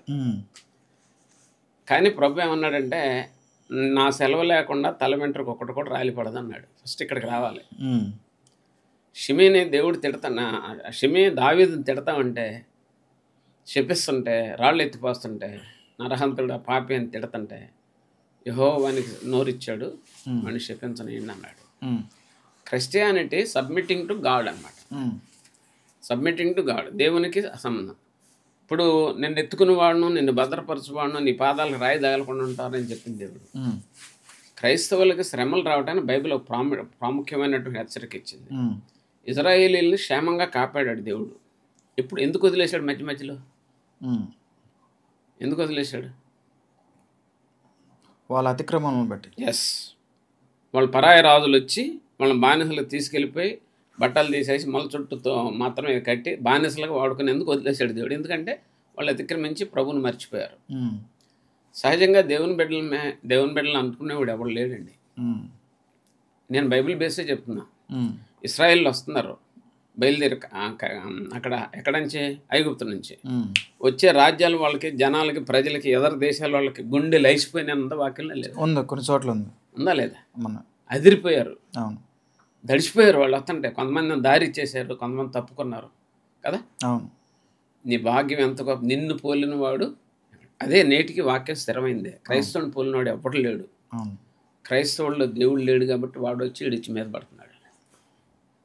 క్రైస్తవంలో దేవుణ్ణి ఉంచుకుంటాం. మణిపూర్లో మనం క్రైస్తవులు హింసలు పెట్టారని అంటున్నారు. మణిపూర్లో క్రైస్తవుల్లో మేము మిషన్ ద్వారా హెల్ప్ చేసాం. అది మా మిషన్ ద్వారా మినిస్ట్రీ ద్వారా హెల్ప్ చేసాం. మన హింసలు జరిగినప్పుడు థర్డ్ టైం హెల్ప్ చేసేటప్పుడు అక్కడ సేవకుడు ఇచ్చిన సాక్ష్యం ఏంటో తెలుసా? మారు మనసు లేని క్రైస్తవులే 95%. మనం వాళ్ళు ఇంతవరకు సెటిల్ అవ్వలేదు, అక్కడక్కడ ఇంకా బయటే ఉన్నారు, సెటిల్ అవ్వలేదు.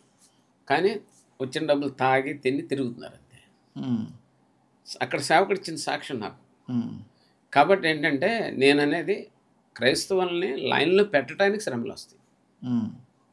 అర్థమవుతుంది మీకు? ఓకే. శ్రమలు క్రైస్తవులను వదిలిపెట్టాడు దేవుడు. ఆ శ్రమలు వచ్చినాయి అంటే దాని వెనక క్రైస్తవులకి ఏదో మంచి జరుగుతుందని అర్థం. ఈ శ్రమ వచ్చిందంటే ఫస్ట్ రీజన్ ఏంటంటే ఈ క్రైస్తవులని దేవుడు కొద్దిసేపు వదిలేశాడని అర్థం. ఎందుకంటే వాళ్ళ సాటిస్ఫాక్షన్ లేక వాళ్ళు దేవుని మర్చిపోవటం, అతిక్రమించినటువంటి గీతలను బట్టి ఏమంటాడు? ప్రభువును బట్టి మనం శిక్షించబడుతున్నాం అన్నాడు చోడు వాక్యాలు. కొరింథీ పత్రిక 11 అంటాడు, హెబ్రీ పత్రికలో అంటాడు, తండ్రి కుమారులను శిక్షించలేదు కానీ కొంతమంది శిక్షిస్తున్నాడు అంటాడు. కాబట్టి ఆ దేవుని పిల్లల్ని మందలిస్తాడు ప్రభు. ఇశ్రాయేలీని అట్లా మందలిస్తాడు. ఇప్పుడు ఉదాహరణ మరి ఈ విధంగా మనం ఆలోచన చేసినప్పుడు ఈ మందలింపులు, ఈ శ్రమలో పతనానికి సాదృశ్యం కాదు. క్రైస్తవుడికి శ్రమ వచ్చిందంటే వాడు ప్రకాశిస్తాడని అర్థం. ఫస్ట్ బైబిల్ బేస్ అన్నమాట. అది బంగారం కాలి దెబ్బపడిందంటే అది ప్రకాశించదని అర్థం. బంగారాన్ని మించినోడు ఎవరో? క్రైస్తవుడు. అందుకంటాడు యోబు గ్రంథంలో మేలిమే బంగారం ఎట్లు మందగిలినది అన్నాడు. అంటే అర్థం ఏంటంటే ఈ కిలుము పెట్టింది మనకి, సరిచేస్తున్నాడు. ఇప్పుడు దెబ్బలు తిన్నప్పుడు ఏంటంటే ఖచ్చితంగా ఎవరో తిరుగుతాం, మనం బొమ్మలు అయిపోయి ఇతర దేవుళ్ళకి వెళ్ళాం, ప్రభు దగ్గరికి వస్తాం. ఇప్పుడు మీరు చూడండి, ఏదైనా ఇన్సిడెంట్ జరగగానే ఒక్కసారి క్రైస్తవులు అందరూ ఏకం అవుతున్నారు. అది దేవుని ప్రణాళిక. అది దేవుని ప్రణాళిక వాడుకుంటాడు ఆయన ఇష్టం వచ్చాడు, ఏదైనా చేస్తాడు. కాబట్టి వాళ్ళు శ్రమలు పడితే మనం నశించిపోవటం అనేది అబద్ధం. ఒకవేళ వచ్చి చర్చలు తగలబెట్టినా మన సేవ అయిపోతుంది అనేది అబద్ధం. వాడు ఆపలేడు. అంటే ఇప్పుడు ఒక చట్టం ఉంది సార్, ఏమని కన్వర్షన్ లా అని ఒకటి, యాంటీ కన్వర్షన్ బిల్ అని ఒకటి ఉంది. ఈ బిల్లులో ఏంటంటే మతం మార్పిడి అని చాలామంది అంటారు, కానీ మనం సువార్త ప్రకటిస్తాము, ఆ వ్యక్తి మారితే మనం బాప్తిసం ఇస్తాం. ఇలా చేసే ఆ ప్రక్రియని చాలా చోట్ల మన ఆంధ్ర తెలంగాణలో కాకుండా కొన్ని ప్రదేశాల్లో, గుజరాత్, యూపీ, మధ్యప్రదేశ్లోని ఈ ప్రాంతాల్లో ఆ బిల్లు ఉంది. మరి అలాంటప్పుడు అక్కడ ఒక సేవకుడు ఎలా సేవ చేస్తాడు సార్? రాజకీయ నాయకుడికి సపోర్ట్ మనం ఒక విషయాన్ని గమనించాలి. మనం సేవ చేస్తున్నాం, దేవుడు సేవ చేపిస్తున్నాడు మనతో దేవుడు సేవ చేపిస్తున్నాడు. అవును, యూఆర్ రైట్. అవును. వేల్స్ దేశంలో కానీ, లేకపోతే రొమేనియాలో కానీ, మరి ఒకనాడు రష్యాలో కానీ కమ్యూనిజం బాగా విశృంఖలంగా ఉన్నప్పుడు కమ్యూనిజం కోట్ల బద్దలు కొట్టి అక్కడ క్రైస్తవ ఉద్యమం తీసుకొచ్చాడు దేవుడు. ఇప్పుడు చైనాలో క్రైస్తవాన్ని జరగనీరని చెప్తారు. అండర్ గ్రౌండ్ చర్చ్ వండర్ఫుల్గా డెవలప్ అయిపోతుంది. దేవుని పని ఆపాడు. మందిరాన్ని బైబిల్ని తగలబెడదామని ఒకడు వేర్ హౌస్ కొన్నాడు. ఈ అందరి కొని దాంట్లో పెట్టి తగలబెట్టేద్దాం ఒకసారి కొన్నాడు. వాడు ఏమయ్యాడు? ఒకసారి బైబిల్ చదువుదాం చదివి ఇంత పవిత్రమైన తగలబెట్టడం ఏంటని బైబిల్ సొసైటీ ఇండియా స్థాపించాడు. ఓకే, బైబిల్ సొసైటీ స్థాపించాడు. అది కదా మనకు తెలుసు కదా. అది నీవు ఉద్దేశించిన వాడు ఉన్నాడంటే అక్కడ దేవుని కార్యం జరుగుతుందని అర్థం. అసలు సంఘాన్ని అణచడం కానీ, సేవని అణచడం కానీ, ఎన్నర ఆత్మల్ని దేవుని దగ్గర రాకుండా చేయటం ఎవరి వల్ల కాదు. ప్రొటెస్ట్ చేస్తాడు. ఇప్పుడు అపవాదికి ఏంటంటే కొంత అధికారం ఉంది కాబట్టి వాడు ఏమన్నాడు బైబిల్ ప్రకటనలో, వాడు తోకతో కొంతమంది పడేస్తున్నాడు అన్నాడు. అట్లాగే ఏంటంటే వాడికి బలం ఉంది కాబట్టి కొంతకాలం ఇట్లా జరుగుద్ది. కానీ దేవుడు ఆకర్షించే మనుషులను ఎవ్వరు ఆపలేరండి. సేవ ఆగదు. సంఘాలు స్థాపించబడటం కానీ పరిచర్య ఆగదు. మీరు చూడండి, ఎంత మిషనరీలను చంపినా, ఎంతమందిని మందిరాలు పడగొట్టినా, ఈ మందిరాలు పెరుగుతూనే వస్తాయి. కానీ ప్రపంచంలో తరిగింది ఏమైనా ఉందా? అక్కడ ప్రకటన కొంతకాలమే నీకు శ్రమ కలుగును అంటాడు ఒక చోట. కాబట్టి ఏంటంటే ఉన్నది లోకం ఎవరు అధికారంలో ఉంది? ఇప్పుడు అపవాది అధికారంలో ఉంది కాబట్టి వాడి ప్రభావం కొంత చూపిస్తాడు. అయినా మనకు నష్టం కలగదు, భయపడిన అవసరం లేదు. ప్రభు మీద ఆధారపడటం మంచిది. అదే ఇక ఎందుకు ఇంతసేపు నేను ఈ మాట అడిగానంటే సార్, బైబిల్లో ప్రభు స్వయంగా ఒక మాట సెలవిస్తుంది ఏమంటే, మీరు రాజకీయ నాయకుల కొరకు, అధికారుల కొరకు ప్రార్థన చేయమని. దేనికి? అది అంటే ఇప్పుడు అదే తప్పైనప్పుడు ఒక అధికారిని నిలబెట్టేది నేనన్నాడు ఆయన. అధికారాన్ని నియమించేది నేనన్నాడు కదా. అధికారం నియమించేది ఆయనే. అధికారం కోసం ప్రార్థన చేయమన్నాడు. ఇప్పుడు మోడీ గారిని పెట్టింది ఎవరు అనుకున్నారు? ప్రభువా లేకపోతే ఆయన వచ్చాడా? అదే మన ప్రభు వాక్యానుసారంగా అయితే మనం ప్రభువే కదా. ఖచ్చితంగా అది మనం బైబిల్ ప్రకారం మనం మోడీని పెట్టింది ప్రభువే. మోడీని రేపు దింపేది కూడా ప్రభువే. అంతే. దా టైం దగ్గరకు వచ్చేసింది. కాకపోతే ఏంటంటే క్రైస్తవ్యంలో మరి ఎవరైతే శాంతి కొరకు, ఆ యొక్క మంచితనం కోసం మంచి ప్రార్థనలు చేసి దేశాన్ని సంరక్షించాలో వాళ్ళు కాస్త నిద్రపోయారు కాబట్టి, లేదా కొంచెం దారి తప్పారు కాబట్టి వాళ్ళ నిద్ర లేపడానికి కరపుచ్చుకునే వాళ్ళు లేపాడు అటెన్షన్. అంతే. Okay, thank you. ఇప్పుడు మన పిల్లల్ని మన పిల్లలు మాట వింటలే, అది బుషోడు వస్తున్నాడు చూడని బెదిరిస్తారు చూడండి. ఇప్పుడు దేవుడు మోడీని ఒక బుషోడ్లాగా పెట్టాడు మనకి. అంతే. ఓకే, అంతేగాని మోడీ మనల్ని ఏం చేయడు. ఓకే, అంటే గ్రౌండ్ రియాలిటీ వేరే ఉంది కదా సార్. అంటే మనం what ever it may be, the reality what ever it may, but the Bible thesis and Bible philosophy same for ever. చాలామంది సంఘ కాపురులు వేరు, ఫీల్డ్లోకి వెళ్ళి పనిచేస్తున్న వాళ్ళకి ఇబ్బందికరంగా ఉంది. అవును. ఇప్పుడు అయితే ఇక్కడ విషయం మీరు రైట్, దీని గురించి చెప్పాలంటే ఒక రిలేటెడ్ క్వశ్చన్ వస్తుంది ఇక్కడ. ఏంటంటే ఆత్మల్ని దేవుని దగ్గర నడిపించడం ఎలా అంటారు మీరు? అంతే కదా. అవును. ఇప్పుడు అదే కదా ప్రశ్న అదే కదా. ఎందుకంటే ఆటంకం జరిగినప్పుడు పని జరగదు. దేవుని నేను చెప్తున్నా, దానికి సమానం చెప్తున్నా. ఆత్మను గొర్రె పిల్లని కనుద్ది. అవును. కాపరి కనడు. పాస్టర్ గారు వెళ్ళి ఆత్మలను సంపాదించాలని వాక్య విరుద్ధం అది. కొన్ని చోట్ల అవకాశం ఉన్న చోట వెళ్తాడు, చెప్తాడు, వెళ్ళని చోట అయిపోతాడు. కానీ పిల్లల్ని పెట్టాల్సింది ఎవరు? తల్లి. గొర్రెలు ఏం చేయాలంటే కాపరి గొర్రెలకు బలంగా మేపాలి. బాగా అర్థం చేసుకోండి. ఈ బలం అవ్వాలి. బలమై ఏమంటే ఈ గొర్రెలు గర్భం ధరించాలి.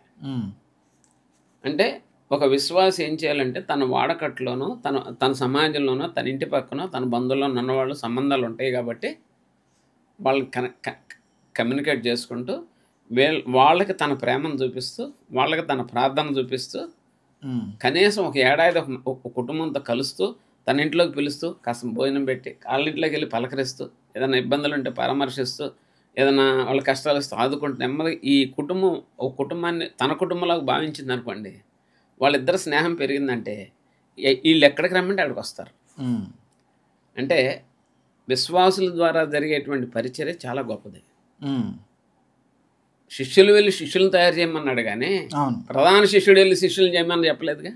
నేను అందుకే ఇప్పుడు 1 to 1 ఒక లెసన్ని, స్పెషల్ లెసన్ని ప్రపోజ్ చేశాను. ఆంధ్ర, తెలంగాణ, కర్ణాటకలో ఆల్రెడీ టీచ్ చేశాను. ఎట్లాగంటే ఒక్క మనిషి మీద ఫోకస్ చేసుకోండి. ఒక కుటుంబం, అక్కడ 30 కుటుంబాలు ఉన్నాయి, 30 కుటుంబాలు ఫోకస్ చేసుకోండి. వాళ్ళ స్నేహంలో వీళ్ళ కుటుంబానికి రావటం కానీ మందిరానికి రావటం కానీ జరిగి పలానోళ్ళు కొంచెం ఆసక్తిగా ఉన్నారంటే అప్పుడు వెళ్తాడు సేవకుడు వాళ్ళ ఇంటికి. పలానోళ్ళు నేను ఇంటి పెట్టుకొస్తున్నానని చెప్తే సేవకుడు ఎదురు చూస్తాడు. అట్లా ఏం చేయాలంటే ఇంటర్నల్ యాక్షన్, ఎవరికి శత్రువుని సంపాదించకుండా తానొల్లక ఇతరుల్ని నొప్పించక ఏం చేయాలంటే విశ్వాసులు ఆత్మ సంబంధమైన పరిచర్యల్లో పటిష్టంగా నిలబడితే 30 మంది అండి విశ్వాసులు చూడండి, 30 మంది విశ్వాసులు, 30 మంది విశ్వాసులు కూడా చక్కగా మేపి బలపరిచాడు. వీళ్ళు బయట పనిచేస్తున్నారు. సంవత్సరానికి ఒక్క మనిషితో మీరు స్నేహం చేయండి అని ప్రకటించాడు. ఫర్ ఎగ్జాంపుల్ చెప్పుకుందాం. ఇప్పుడు ఆ 30 మందికి 30 మంది పనిచేసి 30 మంది రాకపోయినా 10 మంది వచ్చిన సంఘం 40 మంది అవుతుందిగా, అవునా? అట్లా ప్రతి సంవత్సరం 10-20 పెరిగిపోతే 10 ఏళ్ళు వచ్చేటప్పటికి 200 అయిపోద్దిగా సంఘం. ఇప్పుడు 30 ఏళ్ళ నుంచి ఉన్న సంఘం ఇప్పుడు 50 మంది దగ్గర ఎందుకు అయిపోయింది అంటే అర్థమైంది, గొర్రెల పిల్లల్ని పెట్టలేదు బ్రదర్. ఆ కుటుంబము దేవునిది, మన కోసం ఏడుస్తారు, వాళ్ళు ప్రభు బిడ్డలో మన కోసం కన్నీళ్లు గారుస్తారు, మనకు బాధ వస్తే ఆదరిస్తారు, వాళ్ళు దేవుడి బిడ్డలే అనే అభిప్రాయం గ్రామంలో కలిగించు. గ్రామంలో కలిగించు. ఆ సేవకుడు వాళ్ళు మనకి ఏదైనా పరిగెత్తుకొస్తారు. ఈ మధ్యన ఫోన్ వచ్చింది నాకు, దేవుని నమ్మినోడు ఫోన్ చేశాడు. ఓకే సార్ మీరు ప్రార్థన చేస్తారంట కదా, మా ఇంట్లో సీరియస్ పొజిషన్ ఉందని.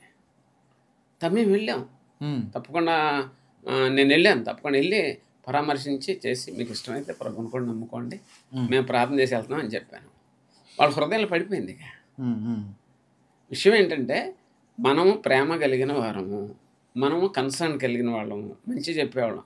ఈ సంఘము ముడత మచ్చ కళంకం లేదు. అది అటువంటి సంఘం గ్రామంలో ఉంటే వాళ్ళు యథార్థవంతులు, సత్యవంతులు, నీతిమంతులు, మాట తప్పరు, తప్పులు చేయరు అనే అభిప్రాయం సంఘం మీద పక్క వాళ్ళకి కలిగితే పొరపాటున కర్ర రాదు, కత్తి రాదు.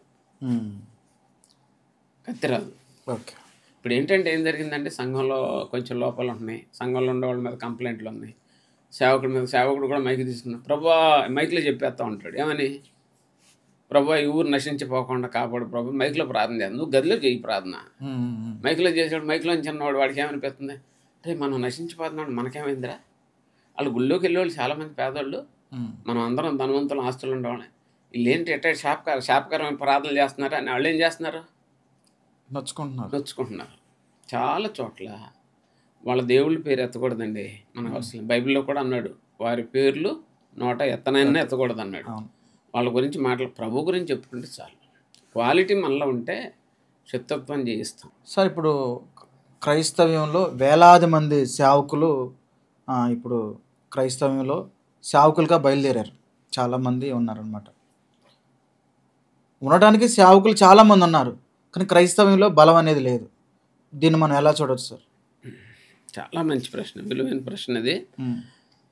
నేను 37 సంవత్సరాల క్రితం ప్రభులోకి వచ్చిన దినాల్లో ఇప్పుడున్న సేవకులతో పోల్చుకుంటే ఇప్పుడు లక్షల్లో ఉన్నారు ఆంధ్ర, తెలంగాణలో.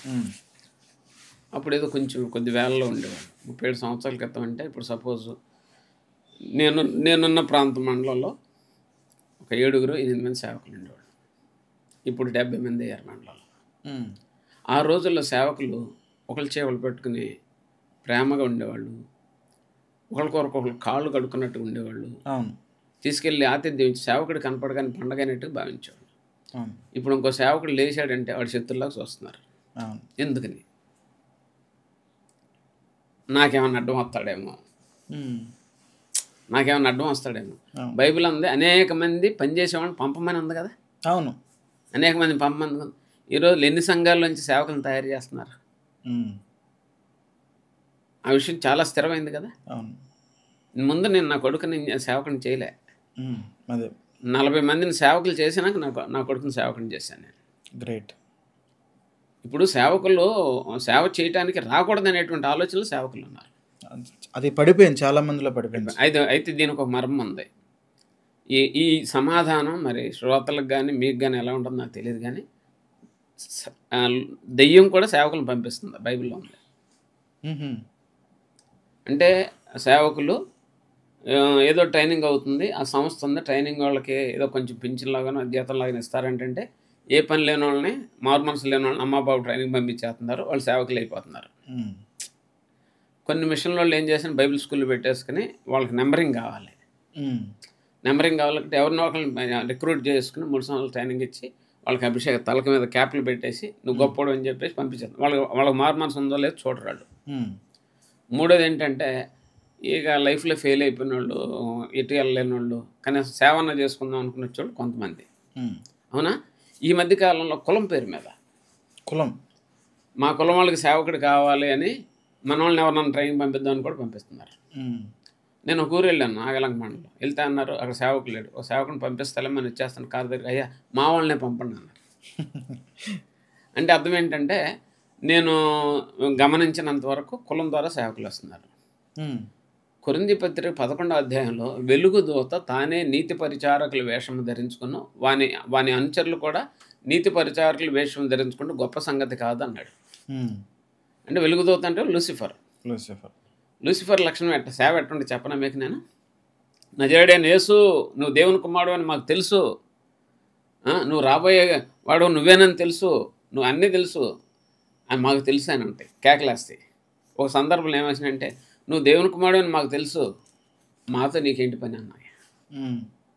అంటే అది నీతో మాకు పని లేదు, దేవుని కుమారుడు అని చెప్తున్నాయి కానీ నీతో మాకు పని లేదు. ఇప్పుడు ఎట్లుందంటే యేసుప్రభు దేవుడే అని చెప్తారు కానీ దేవునితో పని లేదు, వాళ్ళకి ఇంటరాక్షన్ లేదు. ప్రజల మీద పెట్టేసేసి ప్రజల మీద ఉండేసి బతికిపోతారు వాళ్ళు. ఒక కులం తీశారు ఇప్పటి వరకు, ఒక మంగళసూత్రం తీశారా ఇప్పటి వరకు, ఒక పసుపును వదిలేశారా చెప్పండి? అదేంటంటే సంప్రదాయం అంటారు. పితృపారంపర్యమైన వ్యర్థమైన ప్రవర్తన విడిచిపెట్టడం మీరు క్షేమైన వస్తువులతో విమోచించబడలేదు కానీ నిష్కలంకమైన రక్తంతో విమోచించబడ్డారు. వ్యర్థమైన ఆచారాలు అన్నాడు కదా అక్కడ. అన్నప్పుడు ఆ ఆచారాలు ఇవి గ్రామాల్లో ఆపారు ఇప్పుడు లేదు, ఇంకా లేదు. కాబట్టి ఏంటంటే ఏమైందంటే ఆ ఆచారాల గురించి ఆ ప్రజలను కానీ ఈ చేయకూడదని చెప్తే వాళ్ళు రారు మందిరానికి. ఈ సేవకుడు డైల్యూట్ అయిపోయాడు. వాళ్ళు రారని ఏం చేశాడంటే కొన్ని విషయాలు చూడనట్టు పోయాడు సేవకుడు. వాళ్ళు రారని వాళ్ళని వచ్చిన వాళ్ళనే తీసుకుని సేవ చేసుకున్నాడు అనుకోండి, ఖచ్చితంగా అక్కడ దేవుడు సంతోషించి వెళ్ళిపోయింది. ఎప్పుడైతే వీళ్ళు పోతారని బాధపడతా వాక్యాన్ని నెరవేర్చకుండా సేవకుడు వదిలేశాడు, ఈయన వెళ్ళిపోయాడు. ఎవరో దేవుడు వెళ్ళిపోయాడు. అంతే కదా. ఆయన ఇప్పుడు ఒక్కడు దొంగతనం చేశాడు, ఆకాను మందలంచి దేవుడు ఏం చేశాడు? అందుకే అసలు యుద్ధం గెలవలేదు, మొహమాటం ఏం లేదు. ఇక అక్కడ ఆయన ఉండడు, చంపేంత వరకు నీకు నేను యుజం ఇవ్వనని చెప్పేసి. ఇప్పుడు మిరియం ఆహారం తప్పు చేశారు, మందలోకి రానిచ్చాడా దేవుడు? పేడ పక్కన అన్నాడు, అవసరం మీరు ఆగండి, ప్రయాణం ఆపండి అన్నాడు. వాళ్ళు బాగుపడినాకే కదా మళ్ళీ యాత్ర సాగింది. ఇవాళ సంఘంలో ఒక తప్పు చేసేవాళ్ళని ఒక ఆచారం ఒక సిద్ధాంతం చేసి ఇక్కడ మనం ఐడెంటిఫై చేయాల్సింది ఏంటంటే ది ఫ్లో. పరిశుద్ధాత్ముడు అంటే లోపం లేనివాడు, లోపం లేని పరిశుద్ధత అనగా లోపం లేకుండా లోపం లేని పరిచర్య చేయించడానికే ఈ సేవకుని సిద్ధం చేశాడు. వాళ్ళని చూసి ఏమైంది? మారిపోయాడు. ఉదాహరణ చూడండి, ప్రభు అక్కడ పైన కొండ మీద ఉంటే మోషే కొండ మీదకి వెళ్ళాడు, కింద అహరోన్ ఉన్నాడు, మధ్యలో ఒక ఆయన ఉన్నాడు. ఎవరు? కొండ కొంత భాగం ఎక్కి ఆగిపోయాడు. ఎవరు? యెహోషువ. ఇప్పుడు కింద ఉన్నవాడు ఏం చేసి ప్రజలతో కలిసిపోయాడు. దేవుని ఆజ్ఞలు కిందకు వచ్చినాయి కానీ అక్కడ ఆజ్ఞలు ప్రజల్లోకి వెళ్ళటానికి అక్కడ అంగీకారం లేకుండా పోయింది, వాటిని పగల కొట్టాల్సి వచ్చింది. అవును కదా. కాబట్టి మనం ఆలోచించాల్సింది ఏంటంటే అయోగ్యుల పట్ల పరిశుద్ధాత్ముడు అంగీకరించినప్పుడు బలం ఉండదు. పరిశుద్ధాత్ముడు మన బలం. ఆయన ఇన్స్పైర్ చేసేవాడు, ఆయన ఒప్పింపజేసేవాడు, మనల్ని ముందుకు నడిపించాడు ఆయన. పరిశుద్ధాత్మ కలిగి ఉండటం అంటే ఎగిరెగిరి పట్టడం కాదు. పరిశుద్ధాత్మ ఆ కన్విక్ట్ అవ్వటం, ఇది లోపం, ఇది పాపం అని ఒప్పించబడటం, జాగ్రత్త ప్రభుకి ఇష్టంగా నడవటం అన్నమాట. అది జరగట్లేదు ఈ రోజుల్లో. జ్ఞానం ఉంది, పుస్తక జ్ఞానం, అక్షర జ్ఞానం ఉంది. ఒక ఇండెక్స్ పెట్టుకుంటే ఎరుకో గురించి వివరాల్లో వచ్చేస్తే పెద్ద ప్రసంగం తయారైపోద్ది. కానీ అక్కడ పరిశుద్ధాత్ముడు ఉండవు. అట్లా ఏమైందంటే జ్ఞానం ఉంది, బలం ఉంది, కానీ ఆత్మీయ బలం ఇచ్చే దేవుడు పరిశుద్ధాత్ముడు లేడు అక్కడ. ఓకే. అందువలన మనం శక్తిని చూడలేకపోతున్నాం. స్వస్థతలు గురించి మీ అభిప్రాయం ఏంటి? ఇప్పటికీ స్వస్థతలు లేవని బోధించే వాళ్ళు చాలామంది ఉన్నారు. లేదు, ఉన్నాయి, ప్రభు ఆయన ఎప్పటికున్నాడు కాబట్టి ఆయన జరిగించే స్వస్థతలు ఎప్పటికీ ఉన్నాయని బోధించే వాళ్ళు ఉన్నారు. సో మీరు ఇప్పటి వరకు ఏం బోధించుకుంటూ వచ్చారు, ఇప్పుడు ఏం బోధిస్తున్నారు? స్వస్థతలు ఉన్నాయి. ఎందుకంటే ఒక మొదటిది ఆయన నామంలోనే స్వస్థ ఉంది. అవును, యేసయ్య నామం, శక్తి కలిగిన నామం ఆయన నామంలో. ఆయన నామం చెప్పినప్పుడే దెయ్యాలు పారిపోతాయి. దెయ్యాలు పారిపోతాయి. చిన్న ఉదాహరణ, ఒక సేవకుడు నన్ను వాక్యం చెప్పడానికి పిలిచాడు. ఓకే. ఒక అమ్మాయికి రోగం ఉందంట, రోగంతో పాటు దెయ్యం పెట్టిందట. పెట్టినప్పుడు పిలిచారు, నాకు తెలియకుండా వెళ్ళా. క్లోజింగ్ కూటం అనమాట, 3 రోజుల కూటంలో క్లోజింగ్ కూటం. పాటలు అయిపోయినాక నేను వాక్యాన్ని చెప్పడానికి లేచా. ఏంటి ఈయన వచ్చాడు, ఈయన ఎవరు, ఈయన లేచాడేంటి, ఇది నా కూటంగా అని అంద జనాల్లో నుంచి. ఎవరు కూర్చున్న వాళ్ళు ఏంటి సంగతి పెద్దగా రండి, అమ్మాయికి బాగాలేదండి, అమ్మాయి కోసం కూటం పెట్టారంటే, మరి వాక్యం చెప్పడానికి పిలిచారు నన్ను అన్న. ఏం మరి అదంటే మళ్ళీ అంటుంది, ఏంటి నా కూటం ఇది, వాక్యం అంటే ఇక్కడ వాక్యం ఉండదు ఈ ఊళ్ళో, ఈ సంఘంలో. ఈసారి ఇక్కడికి వచ్చాను, మా అయ్యగారు చివరి టైంలో వెళ్ళిపోమ్మా అంటే వెళ్ళిపోతాడంట, ఏం వెళ్ళిపోద్దంట. నాకు ఇవన్నీ తెలియదు, నన్ను వాక్యాన్ని చెప్పడానికి పిలిచారు, నేను వెళ్తున్నాను అన్న. ఏంటి నువ్వు వెళ్తే ఎట్లా కుదురుతుంది, కుదరకపోతే నీ ఇష్టం, నేను వాక్యం చెప్తున్నాను, చేతనైతే ఇక్కడ ఉండన్న అంతే. నేను ప్రార్థన తల ఉంచాను, అమ్మో ఇక్కడ ఏదో జరిగాడట, నేను ఉండలేను బాబు అని వెళ్ళిపోయింది. దానికి 3 రోజుల నుంచి ఏం చేస్తున్నాడు, దానికి నేనేం చేస్తున్నాడు, నేనేం చేయలే. పరిశుద్ధులు తల వంచండి, ప్రార్థన చేద్దాం, ఇక్కడ పరిశుద్ధాత్ముడు మనతో ఉన్నాడు, ఇంకా వేరొక ఆత్మ తావలేదు, ప్రార్థన చేద్దాం అన్నా నేను. అంతే వెళ్ళిపోయింది. ఇప్పుడు విషయం ఏంటంటే ఆయన అంటే అదే కోటాలు పెడతాడంట. ఈ రోజున ఇక్కడ, ఆ రోజున అక్కడ కోటాలు పెడతాడంట. పెట్టి ఏం చేస్తాడు, 3వ రోజు అయిపోయినా అమ్మా వెళ్ళిపోమ్మా అంటాడంట.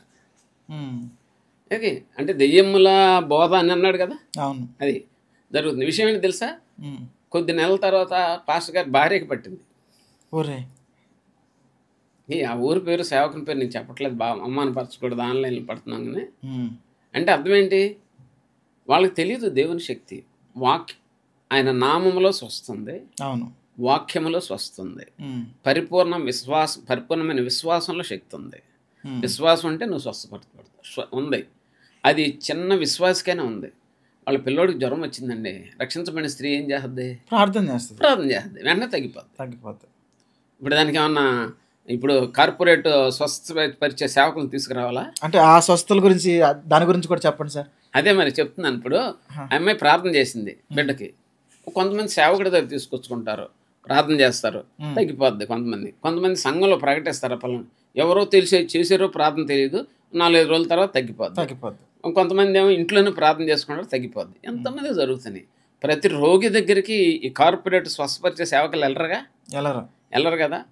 ఇదేంటంటే ఒక ఆదాయాన్ని చేయటానికి అనమాట, ఆదాయం చేయటానికి. ఒక 1000 మంది వచ్చారండి, 1000 మంది వచ్చేటప్పటికి చెప్పేస్తాడు, నీ గుండె జబ్బు తగ్గిపోతుందని చెప్తాడు. That is the lottery. ఒకవేళ ఎవరికి తగ్గలేదు అనుకో, ఇంకేం లాస్ లేదు. ఎవరికైనా తగ్గింది అనుకో, బంపర్ ఆఫర్గా.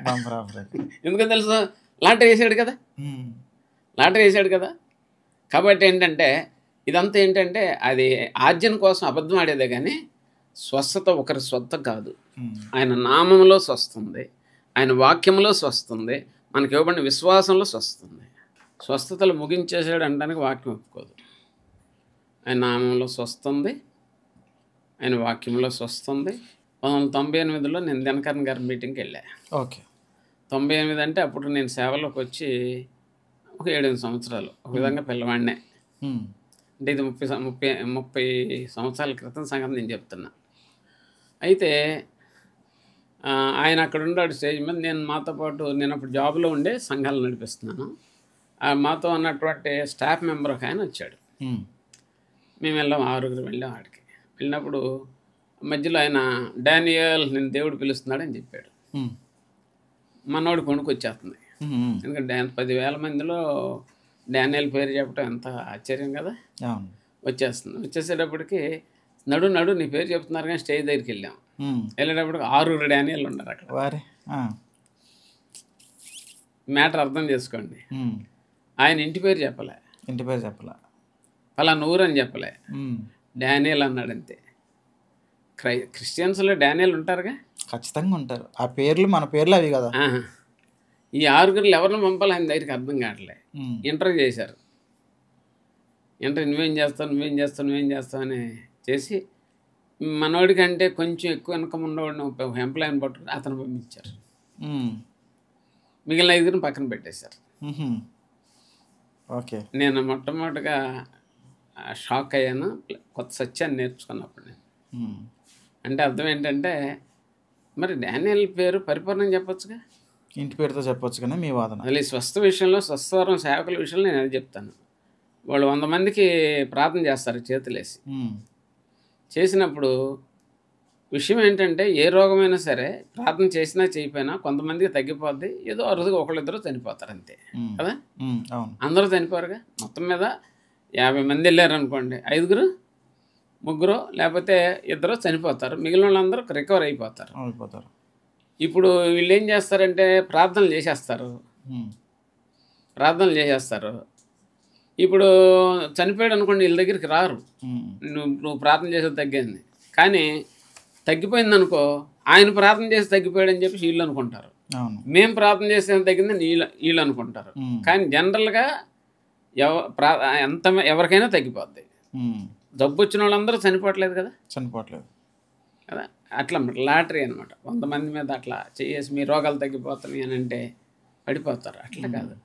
పర్టికులర్ ఏంటంటే ఒక మనిషి దగ్గరికి వెళ్ళి ఆ మనిషిని తీసుకెళ్ళినప్పుడు యేసుప్రభు దగ్గరికి ప్రత్యక్షంగా పర్టికులర్గా మనిషి స్వస్థపడిపోయాడు. ఇక నో బ్యాకప్ అంటే ఇక బ్యాక్ స్లైడింగ్ లేదు. అంటే ఆ మనిషి స్వస్థపడకపోవడం అనేది లేదు ఇక. అదే సార్, ఇప్పుడు మీరు చూసినట్లయితే క్రైస్తవ్యంలో జైశాలి పీడిస్తున్నారావు గారి అనుచరులు కానీ కొంతమంది ఉన్నారు. వాళ్ళు చెప్పేది ఏంటంటే స్వస్థతలు నిలిపివేయబడ్డాయి అని మాట్లాడతారు. దాని గురించి దాన్ని ఎలా మాట్లాడతారు? స్వస్థతలు నిలిపివేయబడి అంటే ఇప్పుడు మన సంఘాల్లో బలహీనతలు వస్తున్నాయి. కొంతమంది ప్రార్థన చేసుకుంటున్నారు, కొంతమంది సంఘాలు ప్రార్థన చేస్తున్నారు.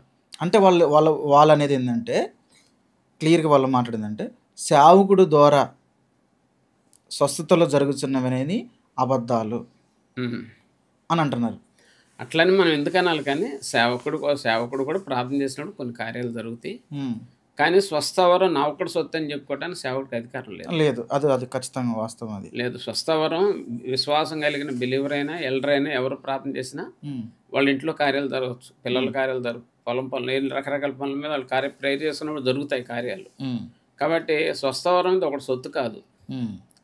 స్వస్థవరం అనేది విశ్వాసం కలిగిన వాళ్ళకి దేవుడు ఇచ్చినట్టు గిఫ్ట్. కాబట్టి ప్రత్యేకంగా నేనే స్వస్థవరం కలిగిన వాడిని ప్రకటించుకోవటం. ఒక ఆయన చేశాడు కదా, కరోనాను ఊరేస్తానన్నాడు ఒక ఆయన. ఓకే, ఊరేస్తానన్నాడు. ఆ కరోనా వచ్చేటప్పుడు దాక్కున్నాడు, వెళ్ళి హాస్పిటల్లో చేరాడు. మళ్ళీ కరోనా వెళ్ళిపోయిన తర్వాత మళ్ళీ రోడ్డు ఎక్కాడు. అది యథార్థాలని అట్లాగే ఉంటాయి అన్నమాట. స్వస్థత ఉంది, కానీ విశ్వాస ప్రమాణాలు తగ్గిపోయినాయి కాబట్టి ఇప్పుడు ఆ స్వస్థత డైరెక్ట్గా కనిపించట్లేదు. కానీ ఇప్పటికి కూడా మంచి విశ్వాసాలు ప్రార్థన చేసినప్పుడు గ్రామాల్లో స్వస్థతలు జరుగుతున్నాయి. వాళ్ళకి ఆధారాలు పెద్ద పెద్దోళ్ళు లేకపోయినా జరుగుతున్నాయి. దేవుడు ఇచ్చాడు. ఓకే, దాన్ని మనం కాదనకూడదు. సరే, ఇంకొక ప్రశ్న సార్. సభలో లేదా చర్చిలలో కానీ సభలో కానీ డ్యాన్సులు వేయటం కానీ కచ్చిపులతో ఊపటం కానీ బైబిల్లో ఇవన్నీ కూడా వాక్యానుసారమైనవి అంటారా?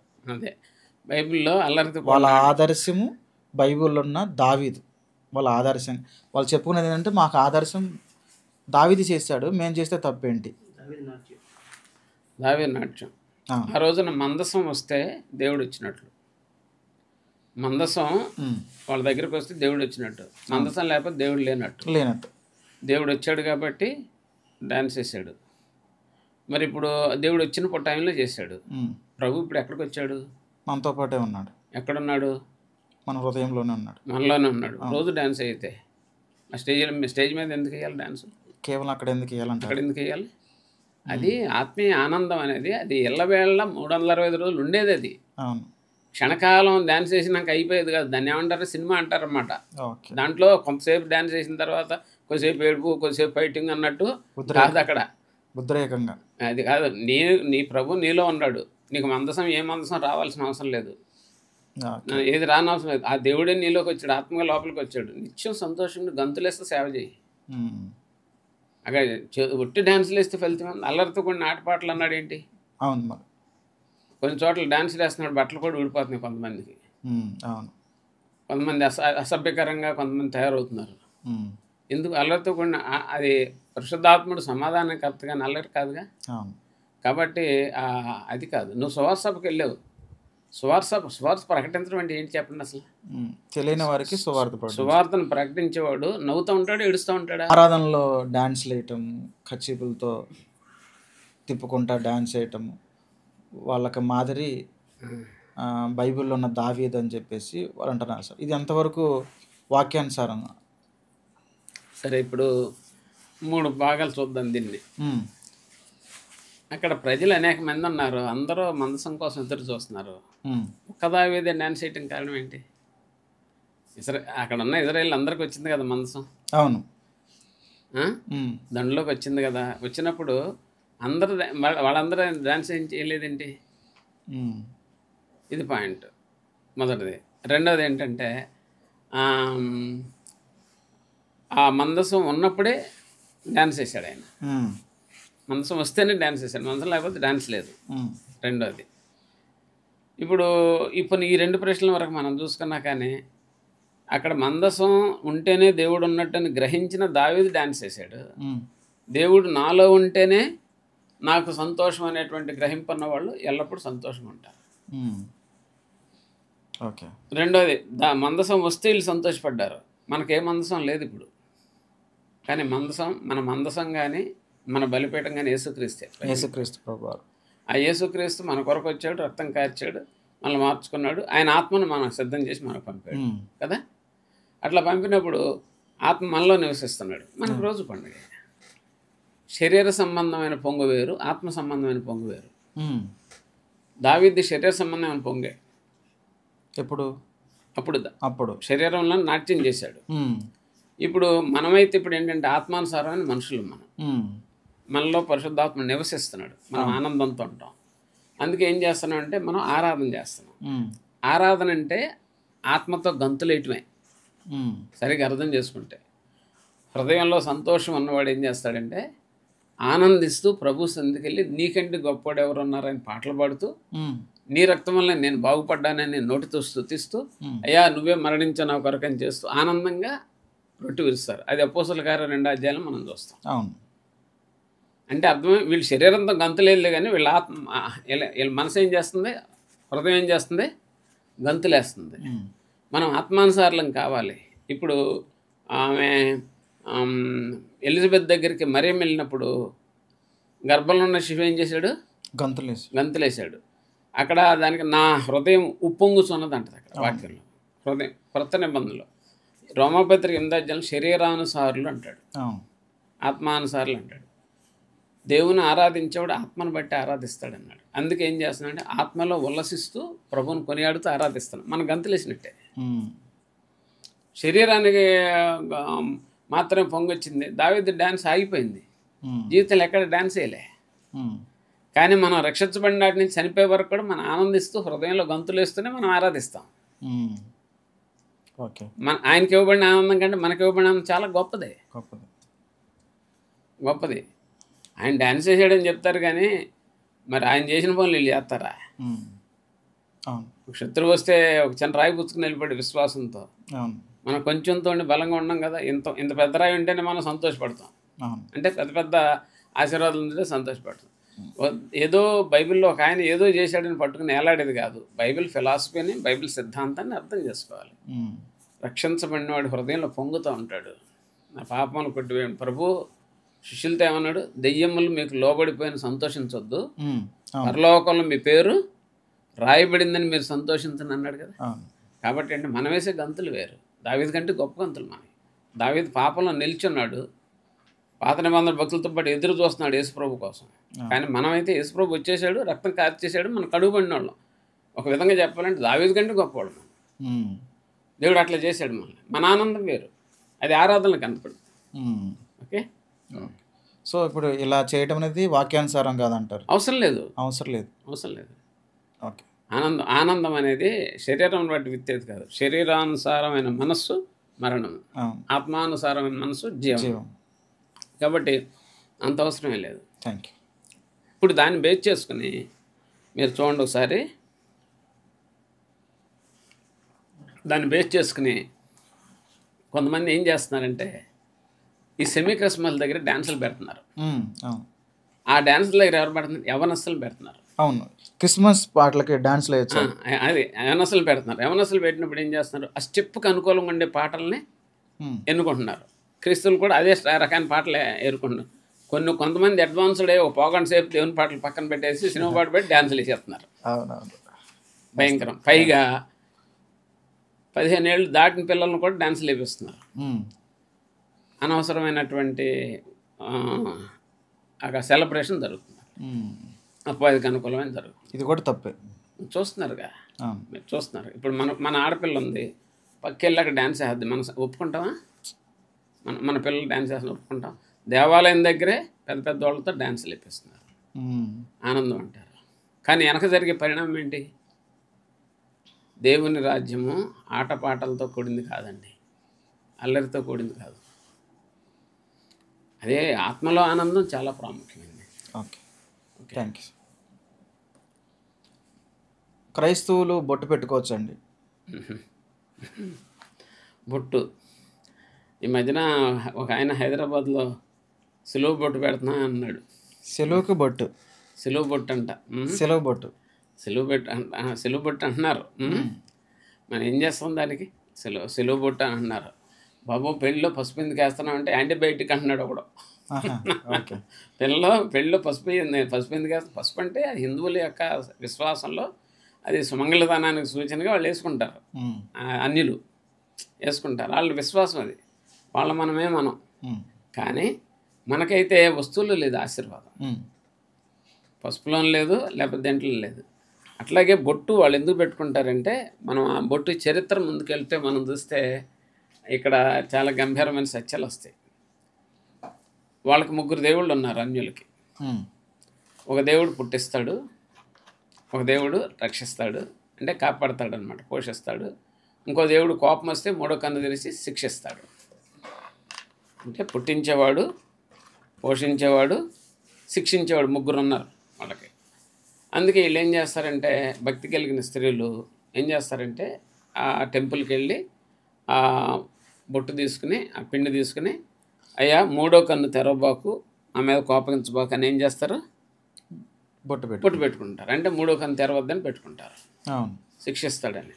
ఒకవేళ ఆయన కోపం వచ్చి ఇంట్లో ఆ భర్త చనిపోయాడు, కోపమని కాదు మామూలుగా జనరల్గా చనిపోయాడు అనుకోండి, ఏంటి నువ్వు కన్ను తెరిచావు, ఆయన చచ్చిపోయాడు, ఇంకా నీకు బొట్టు పెట్టుకోవాల్సిన అవసరం ఏంటి, ఏం చేసుకుంటావు చేసుకుని తీసేస్తారు. ఓకే, తీసేస్తారు. అంటే అర్థం ఏంటంటే నాకు అవసరం లేదు అని తీసేస్తారు. ఇదేంటంటే ఈ బొట్టు తీసేసిన మనిషి ముఖం చూడకూడదు. ఎవరు చూడకూడదు సార్? అన్యులు ఎదురు రాకూడదు. తెల్లారు లేవగానే పొద్దున్నే చూడకూడదు, మాటిమాటిగా ముఖం చూడకూడదు. బొట్టు తీసేశారు. అంటే దేనివల్ల వచ్చింది ఆమెకు విలువ? బొట్టు వల్ల వచ్చింది. బొట్టు వలన వచ్చింది. బొట్టు ఉంటే ఆమె ఎక్కడికైనా వెళ్ళొచ్చు ఎవరి దగ్గర. బొట్టు లేకపోతే ఆమె మరి అన్ని కార్యక్రమాల్లో పాల్గొనడానికి పర్మిషన్ లేదు. అవును. ఇంకా ఒక రకంగా చెప్పాలంటే మన ఈయన బిలియం కేరీ రాజా రామ్మోహన్ రాయ్ దినాల కంటే ముందు దినాలకు వెళ్తే బొట్టు లేని వాళ్ళని బొట్టులో కాదు తీసేసిన రోజునే చితి మీద పెట్టి కాల్చేసేవాళ్ళు. అవును. బొట్టు లేని వాళ్ళు బతకడానికి వెళ్ళేది. అవును. అంటే ఒక స్త్రీ భయంకరమైన స్థితిలో ఉంది, విలువ లేకుండా ఉంది, తనకి సెల్ఫ్ సెక్యూరిటీ కూడా లేదు. ఇక అంటే బొట్టు ఉంటేనే మనిషి, లేకపోతే చితి మీద పెట్టి చంపేసేవాళ్ళు. అప్పుడు రామ్మోహన్ రాయ్, మన విలియం కేరీ వీళ్ళందరూ పోరాడి అది తీశారు. అయితే ఇప్పుడు అది ఉంది, ఇప్పుడు ఉంటే ఇక బతుకుతుంది. కానీ ఆ బొట్టు లేకపోతే ఊళ్ళో ఎదురు రాకూడదు, తెల్లారి ముఖం చూపించకూడదు, ప్రాణాలు ఎదురు రాకూడదు, అట్లా చేస్తాను. అంటే బొట్టు లేకపోతే మనిషికి విలువ లేదు. కానీ బైబిల్ ఏం చెప్పింది? ఆమె సాటి అయిన సహాయం అన్నాడు. మనకి వాళ్ళకేమో అయ్యా మూడో కన్ను తెరబోకని బొట్టు పెట్టుకున్నారు. ఎందుకని? మూడో దేవుడు కన్ను తెరిచి నశింపజేస్తాడు, శిక్షిస్తాడు. పుట్టించే దేవుడు, కాపాడే దేవుడు, పోషించే దేవుడు, మూడోది శిక్షించే దేవుడు. మనకేం లేదు. ప్రేమ కలిగిన దేవుడు, కృప కలిగిన దేవుడు, కాపాడే దేవుడు. తండ్రి అయిన దేవుడు ప్రేమ కలిగినవాడు, కుమారుడు కృపతో రక్షించడానికి వచ్చి ప్రాణం పెట్టినవాడు, మూడోవాడు కాపాడేవాడు, పరిశుద్ధాత్ముడు. అంటే మనకు నశింపజేసేవాళ్ళు ఎవరు? క్రైస్తవులు ఆచారాలు పాటించవచ్చా? ఆచారం పాటించవచ్చా? ఇది కూడా కొంచెం ఆలోచించాల్సిన ప్రశ్నే. సపోజ్ ఒకళ్ళు ఇల్లు కట్టారనుకోండి, అవును, ఆ స్థలంలో ఇంటిని కొంచెం ఇట్లా యాస తీసుకెడతారు, ఈశాన్యం వైపు లేకపోతే ఇంకా ఏదో వైపు తిప్పి కడతారు. అదేంటి తిప్పి కడితే ఆ కీడు రాకుండా ఉంటుందని కడతారు. మళ్ళీ ఇంటి ముందు నుయ్యేమో ఎక్కడ ఉండాలో అక్కడ ఉండాలి, వరండా ఎక్కడ ఉండాలి అక్కడ. అంటే ఆ దిక్కులను బట్టి ఆ ఇల్లు సురక్షితంగా ఉంటుందని నమ్ముతారు. అవును కదా. బయలుదేరేటప్పుడు ఏం చేస్తారంటే వాళ్ళు ఫలానా సమయం అయితే మంచి సమయం బయలుదేరతారు. అంటే ఫలానా సమయంలో బయలుదేరితే మంచి. బయలుదేరేటప్పుడు వాళ్ళ ఆవిడే ఎదురు రావాలి, వాళ్ళ పిల్ల ఎదురు రావాలి, ఎవరు కూడా బయట వాళ్ళు ఎదురు రాకూడదు, లేకపోతే ఎదురాళ్ళు ఎదురు రాకూడదు. అది అలా ఆచారం. ఈ ఫలానా విధంగా ఎదురైతేనే మంచిది. ఇట్లా ప్రతిదానికి అనమాట. నువ్వేది ఎక్కడ పెట్టాలో అక్కడే పెట్టాలి. ఆ దిక్కుల ప్రకారం మెయింటైన్ చేస్తే నీళ్ళు క్షేమంగా ఉంటుంది. అంటే అర్థం ఏంటంటే ఇప్పుడు దేవుడు ఇవ్వలే ఆ క్షేమం. దేన్ని బట్టి వచ్చింది? ఇక్కడ దేవుడు క్షేమం ఇవ్వలే వాళ్ళకి.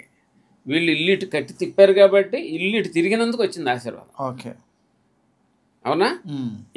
ఈ నుయ్యి ఎక్కడ ఉండాలి అక్కడ పెట్టినందుకు, ఈ అలమర ఎక్కడ ఉండాలి అటు పెట్టినందుకు నీకు ఇంటికి ఆశీర్వాదం వచ్చింది. అక్కడ దేవుడు ఇన్వాల్వ్మెంట్ లేదు. అంటే ఇప్పుడు మనకేంటంటే అన్నీ దేవుడు ఇస్తాడు కాబట్టి మనకి ఏ దిక్కు లేదు. మనం ఎట్లయినా కట్టుకుంటాం, మనకి ఏ సమయంలోనే బయలుదేరుతాం, మనకెవరు ఎదురు రావాల్సిన అవసరం. ఎందుకని? ఆయనే మనకు సమస్తం. ఆయనే మన జీవితాన్ని కట్టేవాడు, మన ఇల్లు కట్టేవాడు. అయితే మరి పాత నిబంధనలో ఆయన ఏమంటారు? రైట్. పాత నిబంధనలో కొన్ని వీళ్ళు ఏంటంటే అది ఎట్లా కట్టండి, ఇది ఎట్లా కట్టండి, గర్రె నడిపించండి, బలి అర్పించండి అని చెప్పాడు ప్రభు. ప్రభువే మళ్ళీ ఏం చేశాడు? మరణ శాసనం రాసిన ఆయనే మళ్ళీ దాన్ని మార్చడానికి తానే మరణించి కొత్త శాసనం రాశాడు. అదే క్రొత్త నిబంధన. ఓకే, నీతో నేనున్నాను, నా ఆత్మ నీలో పంపిస్తున్నాను. ఇక నువ్వు ఒక్క పాపం వల్లనే నీకు కీడు వస్తుంది, పాపం లేకుండా నువ్వు ఆత్మనసు నడిస్తే నువ్వు జీవిస్తావని కొత్త నిబంధన రాశాడు ఆయన. ఓకే, కాబట్టి మనకి పాత నిబంధనల పోలికలు మనకు చెందవు. ఎప్పుడైతే తెరచించేశాడో ప్రభు పాత నిబంధనలు చల్లవు. అవి ఏంటంటే మనకు జ్ఞానం కలగటానికి రాసినాయి. క్రైస్తవులు చనిపోతే దినాలు పాటించవచ్చా? మనిషి చచ్చిపోతే అంటే దినం అంటారు, అయితే మైలు అంటారు. అది మనం పాత రోజుల్లో చూసినట్లయితే కొంతమంది సంవత్సరం పాటిస్తారు, కొంతమంది అయితే 10 రోజులు అట్లా పాటిస్తారు. ఇవి క్రైస్తవులకి తగున అంటారా? ఇవి కూడా ఇప్పుడు చాలా మంది ఉన్నాయి. అయితే దీంట్లో ఇంటి పేరటోళ్ళం ప్రాముఖ్యం. మనిషి చనిపోయినప్పుడు దినము అంటున్నారు కదా. ఫస్ట్ మనం ఆలోచించాల్సింది ఏంటంటే రక్షించబడినవాడు ఉంటాడు మనకి. మనకు రక్షించబడినవాడికి పాపం ఏమైంది? కొట్టివేయబడింది. కాబట్టి అతడు పరదేశకి వెళ్తాడు, డౌట్ ఏం లేదు. ఇక అతనికి ఏం చేయాల్సిన అవసరం లేదు. ఇప్పుడు అన్యులకి ఏంటంటే వాడు చనిపోయిన తర్వాత వాళ్ళకి శాంతి చేయాలి, శాస్తి చేయాలి. శాస్తి కానీ శాంతి కానీ చేయిందే వాళ్ళు వెళ్ళరు. అందుకే ఏం చేస్తారంటే వాళ్ళు ఈ చనిపోయిన వాడు ఏం చేస్తాడు, వెళ్ళిపోతాడు, మధ్యాకాశంలోకి వెళ్ళి కాళ్ళు పైకి పెట్టి తల కింద పెట్టి ఆగిపోతాడు. ఓకే, ఇది వాళ్ళ సిద్ధాంతం. ఎందుకు అయిపోతాడంటే అతడు పాపాలు అడ్డంగా ఉన్నాయి. దాన్ని త్రిశంకు స్వర్గం అంటారు. త్రిశంకు స్వర్గం అంటారన్నమాట. ఓకే, ఆ త్రిశంకు స్వర్గంలో ఉండిపోతాడు.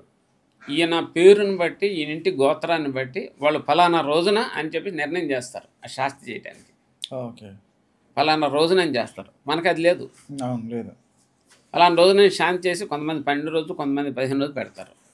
ఆ రోజు పెట్టిన రోజున ఇల్లు కడగాలి, గిన్నెలన్నీ కడగాలి, మంచాలన్నీ కడగాలి, గుండు చేయించుకోవాలి, క్షవరం చేయించుకోవాలి.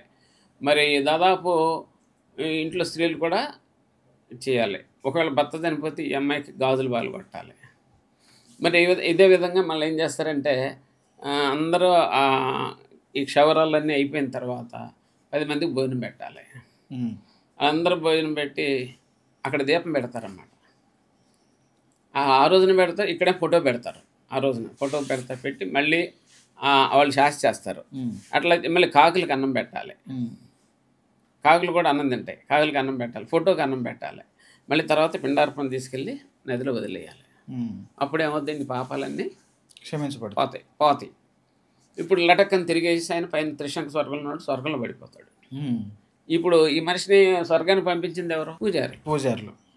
పూజారి. ఇక్కడ ఉన్నవాళ్ళు, ఆశీర్వదించిన వాళ్ళు, ఈ కార్యక్రమాలన్నీ చేసిన వాళ్ళు అందరూ కలిపి ఏం చేశారు? బైబిల్ ఏం చెప్తుంది? మనకు అది లేదు కదా. ఏ నరుడు ఎవరిని స్వర్గాన్ని పంపలేడు, అంటే పరదేశం పంపలేడు. అతడు ప్రాణం విడిచే లోపలనే యేసుప్రభుని రక్షకుడిగా స్వీకరించి తన పాపాలను ఒప్పుకొని ఆయన రక్షకుడిగా స్వీకరిస్తే వెళ్ళిపోతాడు పరలోకం. అందుకే మన క్రైస్తవులు ఏం చేస్తారంటే చివరి దశలో ఉన్న వాళ్ళు కంపల్సరీ సువార్త చెప్తారు. అందరూ ప్రభు నమ్మకం అని చెప్తారు. ఇప్పుడు ఒకవేళ మరి అక్కడ ఆచారి లేకపోతే వాళ్ళకు ఉన్నటువంటి శాస్త్రి ఈ కార్యక్రమాలు చేసి నరకానికి పంపేటట్టు మార్గం నిజమైతే అసలు ఏ మనిషి గుళ్ళకి చర్చిలకి వెళ్ళాల్సిన అవసరం లేదు. ఎందుకు? చనిపోయే లోపల ఒక 25,000 బ్యాంకులో పడేసి అడ్డమైన తిరుగులు తిరగవచ్చు. వాళ్ళు చేస్తే అయిపోతుంది. చనిపోయిన తర్వాత వీళ్ళందరూ కూటం పెట్టుకుని భోజనాలు పెట్టుకుని కాకులకి అన్నం పెట్టి ఏం చేస్తారు? పంపించేస్తారు, పరలోకాన్ని పంపించేస్తారు. దానికి మీనింగ్లెస్. It's meaningless. ఒకవేళ అది వాళ్ళకి బాధ కలుగుద్దేమో, ఒకవేళ ఈ వీడియో చూసిన వాళ్ళని బాధపడతారేమో. వాళ్ళని బాధపెట్టడానికి కాదు, కానీ ఏంటంటే యథార్థం చెప్తున్నాను. ఒక మనిషి చనిపోయిన తర్వాత బతికున్న వాళ్ళు శాంతి చేసి మోక్షానికి పంపిస్తే ఇక దేవుడు అవసరం లేదు, మనుషులే పంపిస్తారు స్వర్గానికి. అవును కదా.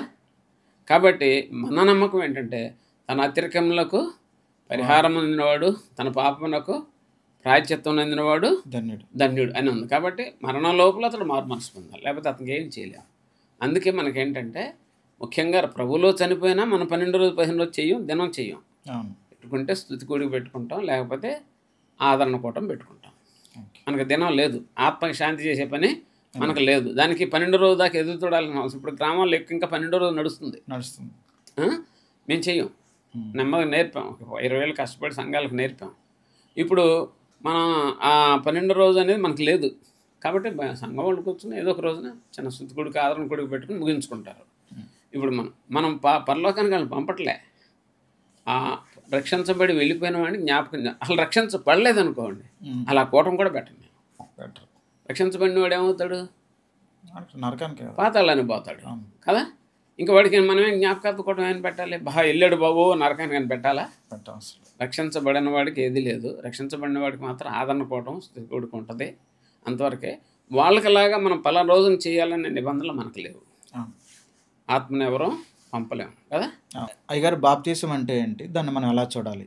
బాప్తిస్మను పదం అనేది బ్యాప్టైజో అనే పదంలోంచి వచ్చింది.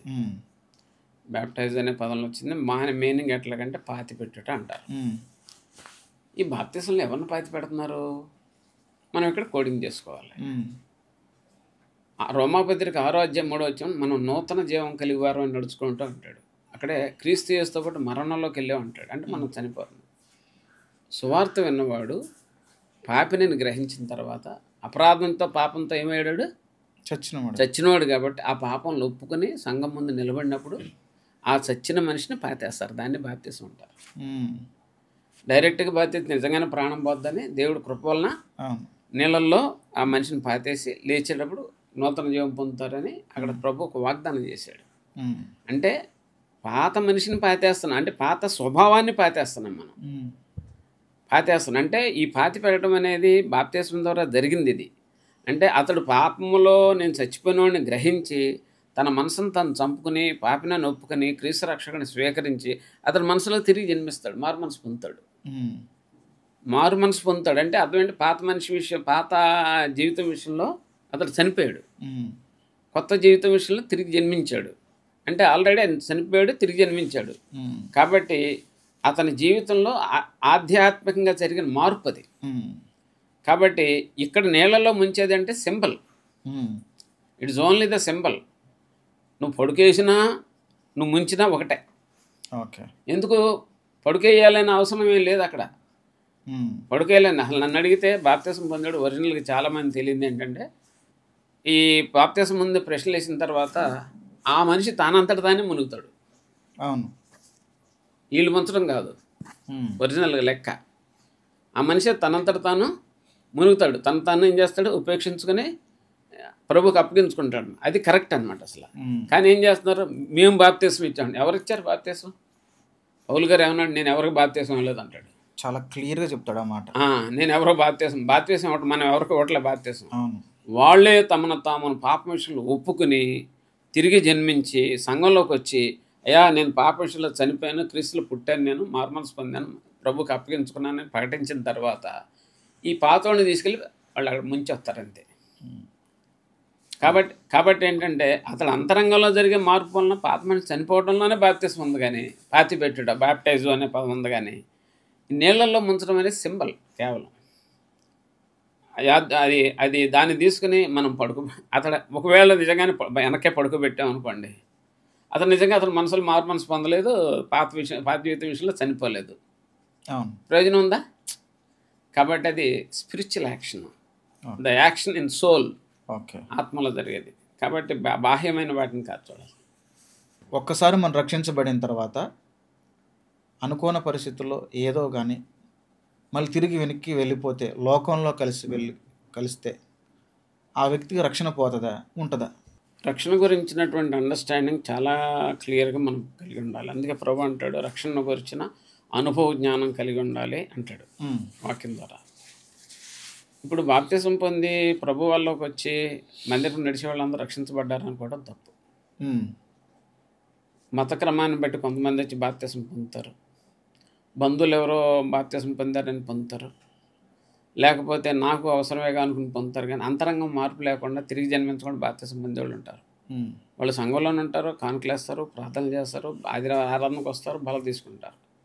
కానీ నిజంగా అంతరంగంలో మార్పు లేనివాడు కొంతకాలానికి అని ఏమైపోతాడు, పడిపోతాడు. అసలు మామూలుగా నిజంగా రక్షించబడినవాడు పడ్డు. ప్రభు ఏమంటాడంటే, నా శరీరం తిని నా రక్తం త్రాగవాడు జీవం కలిగిన వాడు, అటువాడిని అంచెదినమన లేపుదును అంటాడు. అంటే అర్థం ఏంటంటే జీవం కలిగిన వాడు. అందుకు ఇంకోసారి ప్రభు అంటాడు, నా గొర్రెలు నా చేతిలో ఉన్నాయి, వాటిని ఎవడో దొంగిలించలేడు, అపహరింపలేడు అంటాడు. అంటే అర్థం నేను కానీ నా రక్షించడానికి నేను పట్టుకున్న గొర్రెని ఎవడు దొంగతనం చేయలేడు. అంటే ఇది నా చేతిలో ఉంది కాబట్టి ఎక్కడికి వెళ్దాంటాడు. లోకంలో కలిసిపోయాడు ఎవరంటే, ఏదో ఒక పేరు మీద, మతం పేరు మీద, బంధువుల పేరు మీద, స్నేహితుల పేరు మీద, పాస్టర్ గారితో ఉన్న పరిచయాన్ని బట్టి, అలవాటు క్రమాన్ని బట్టి బాప్తిసం పొందుతారు, సంఘంలో ఉంటారు, 5 ఏళ్ళకు 10 ఏళ్ళకు జారిపోతారు. వాళ్ళు పరిపూర్ణంగా మారిన వాళ్ళు కాదు, వాళ్ళు మారిన వాళ్ళు కాదు. నిజంగా మారిన వాళ్ళు అయితే పోరు, ఎందుకంటే వాళ్ళు దేవుని మూలంగా పుట్టిన వాళ్ళు. యోహాను మొదటి పత్రిక 13వ వచనంలో ఉంటుంది, అలాగే యోహాను పత్రికలో కూడా ఉంటుంది, దేవుని మూలంగా పుట్టిన వాళ్ళు. వాళ్ళు రక్తం వలన పుట్టిన వాళ్ళు కాదు అని అంటాడు, మనిషి ఇచ్చి వలన పుట్టినవాడు. కాబట్టి నిజంగా రక్షించబడి ఉంటే పోరండి, యేసుప్రభు నా గొర్రెలు నా చేతిలో ఉన్నాయి. ఇంకో చోట అంటాడు, వారిని నేను ఆత్మయందు ముద్రించి తినన్నాడు. అంటే they are sealed in spirit అంటాడు. ఆ ముద్ర పొందిన వాళ్ళు బయటకు కనపడరు, ఆ ప్రభు చేతిలో ఉన్న వాళ్ళు బయటకు కనపడరు. అందరూ సంఘంలో ఉన్నప్పుడు అందరు కనపడతారు. కొంతమంది జారిపోతాడు, అయ్యి రక్షించబడినవాడు జారిపోయాడు అంటారు. అసలు రక్షించబడలే, రక్షించబడితే జారడేగా. ఒకవేళ జారినా మళ్ళీ వెంటనే వచ్చేస్తాడు, ఎందుకంటే పరిశుద్ధాత్ముడు ఒప్పింపు చేసి రప్పించేస్తాడు.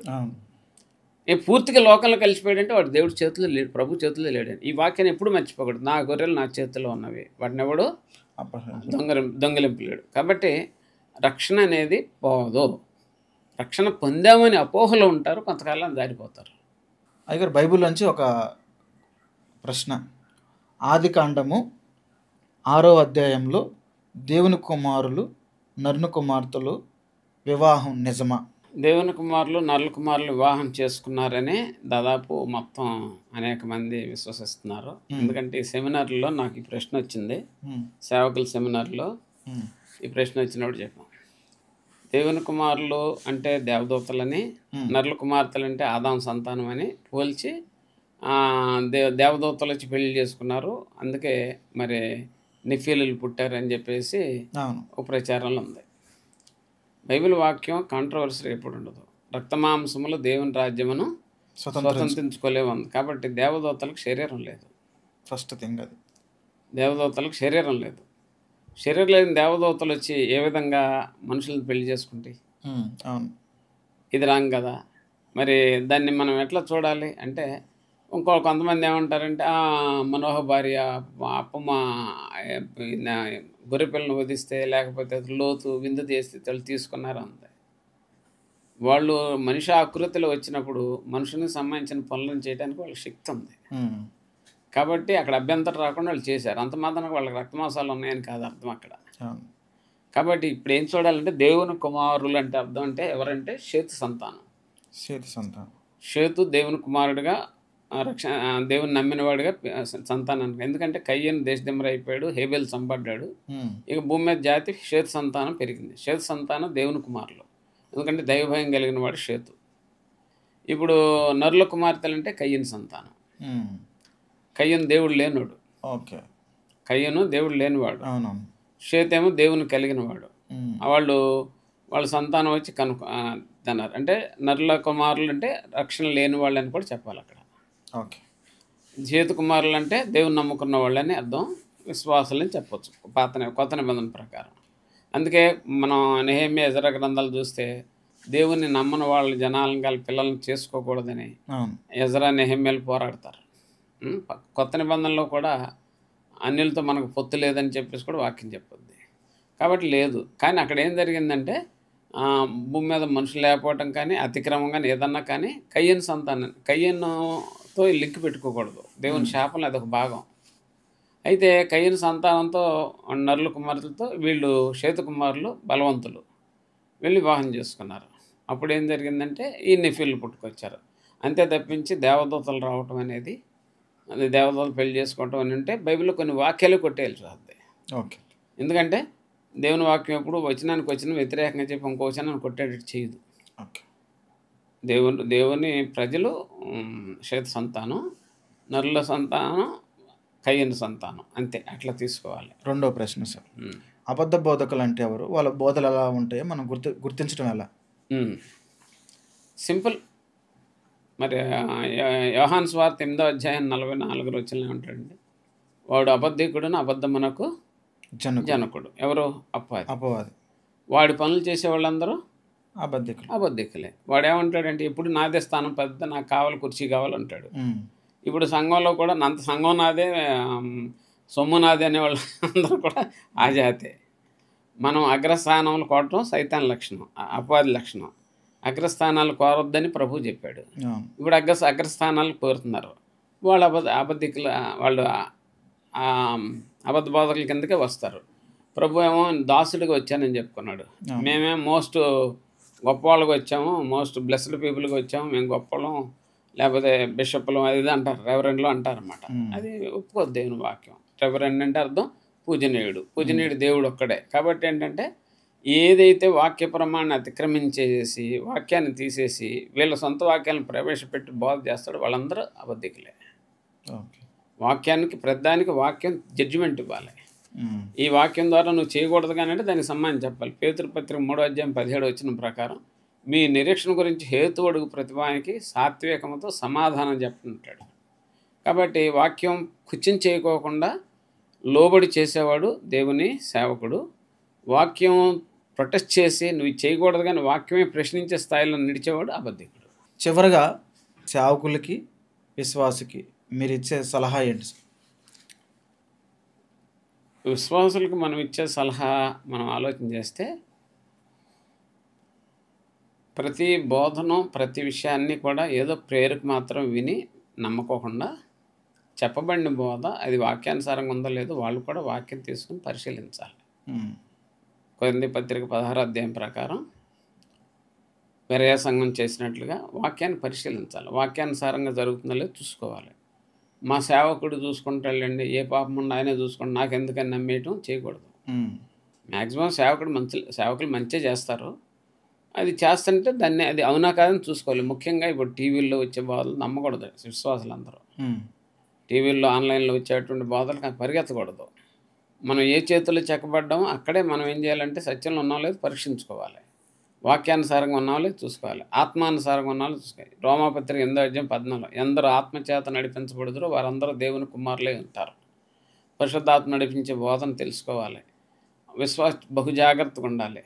విశ్వాసం ఎప్పుడు దేవుని ప్రేమించాలి, కానీ దేవుని కంటే ఎక్కువ సేవకుని ప్రేమించకూడదు. మొదట దేవుని ప్రేమించాలి, తర్వాత సేవకుని తర్వాత ఇంటి వాళ్ళని ప్రేమించాలి. అంటే సేవకుని ప్లేస్ సెకండరీ, ఫస్ట్ ప్లేస్ దేవుంది కదా.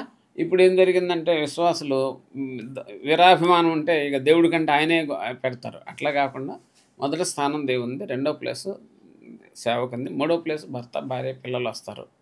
అట్లా ఉంటుంది. వాళ్ళు ఏం చేయాలంటే బేసికల్గా తమ స్టాండర్డ్స్ని కాపాడుకోవాలి. వివేచన కలిగి ఉండాలి. దాన్ని డిజైన్మెంట్ అంటారు. ఇది కరెక్టేనా, ఇది రైటేనా అని ఆలోచిస్తూ పరీక్షించుకొని తమ అడుగులు జాగ్రత్తగా వేసుకొని తమ విశ్వాస జీవితాన్ని కొనసాగించాలి. సేవకులకు ఏమని చెప్పేదంటే, సేవకుడు బైబిల్ ప్రకారం వాక్యాలు చెప్పబడితే అందరికంటే ఎక్కువ త్యాగాలు చేసేవాడు. కానీ ఈ రోజుల్లో త్యాగాలు చేస్తున్నారా? ఆ పేదవాడు వచ్చి 1000 రూపాయలు ఇస్తాడు. పేదవాడు పని చేసుకునేవాడు రోజుకు 600 కూలి చేసేవాడు అంత ఇస్తాడు. మన సేవకులమే పెద్ద అంతస్తుల్లో మనం ఉండాం. ఈ తేడాను కనిపెట్టాలి. ఒకరి వల్ల మనం దీవించబడటం కాదు, దేవుని వల్ల దీవించబడాలి. కాబట్టి ఏం చేయాలంటే, మనం కేవలం సంపాదించుకోవడానికి వచ్చాం, భవనాలు కట్టుకుంటూ వచ్చాం ఆలోచన మానేసి ప్రజలను మార్చడానికి మనం వచ్చాం అనేటువంటి నేర్చుకోవాలి. ఎక్కడ చూసినా ఇప్పుడు పెళ్ళిళ్ళ దగ్గరికి మేము వెళ్తున్నాం, ఆ సంఘంలోకి వెళ్తున్నాం, ఇక్కడేమో పసుపు వేయట్లేదు, ఇక్కడేమో సిద్ధాంతాలు పాటించాలి. అక్కడికి వెళ్తే మేము వస్తున్నాం, మా కోసం అన్ని చేయాల్సిందే అంటున్నారు. మరి మీ సేవకుడు చెప్పడానికి చెప్పరంటున్నారు. ఎక్కడికన్నా వెళ్ళండి, వాళ్ళు పట్టించుకోరు అంటున్నారు. అన్ని ఆచారాలు సిద్ధాంతాలు. ఇప్పుడు వాక్యాన్ని పాటించడం, వాక్యాన్ని పాటించేటట్లుగా ప్రజల్ని ప్రోత్సహించడం సేవకుని పాత్ర. అబద్ధాలను దూరం చేయడం సేవకుని పాత్ర. వాళ్ళ జీవితాలను సంస్కరించడం సేవకుని. ఇది చేయకూడదని చెప్పి అరవటం సేవకుని పాత్ర. వాళ్ళు ఏమైనా బాధపడతారేమో అనుకుంటే పరిశుద్ధాత్ముడు బాధపడతాడని సేవకులు తెలుసుకోవాలి. వాళ్ళని బాధ పెట్టకూడదు అనుకుంటే వెనక పరిశుద్ధాత్ముడు బాధపడతాడు. కాబట్టి పరిశుద్ధాత్మని దేవుణ్ణి సంతోషపడేట్టుగా సేవ ఉండాలి, కానీ మనుషులు సంతోషపడితే సేవ ఉండాలి. ఇదే నేను చెప్పాలి అందరికీ.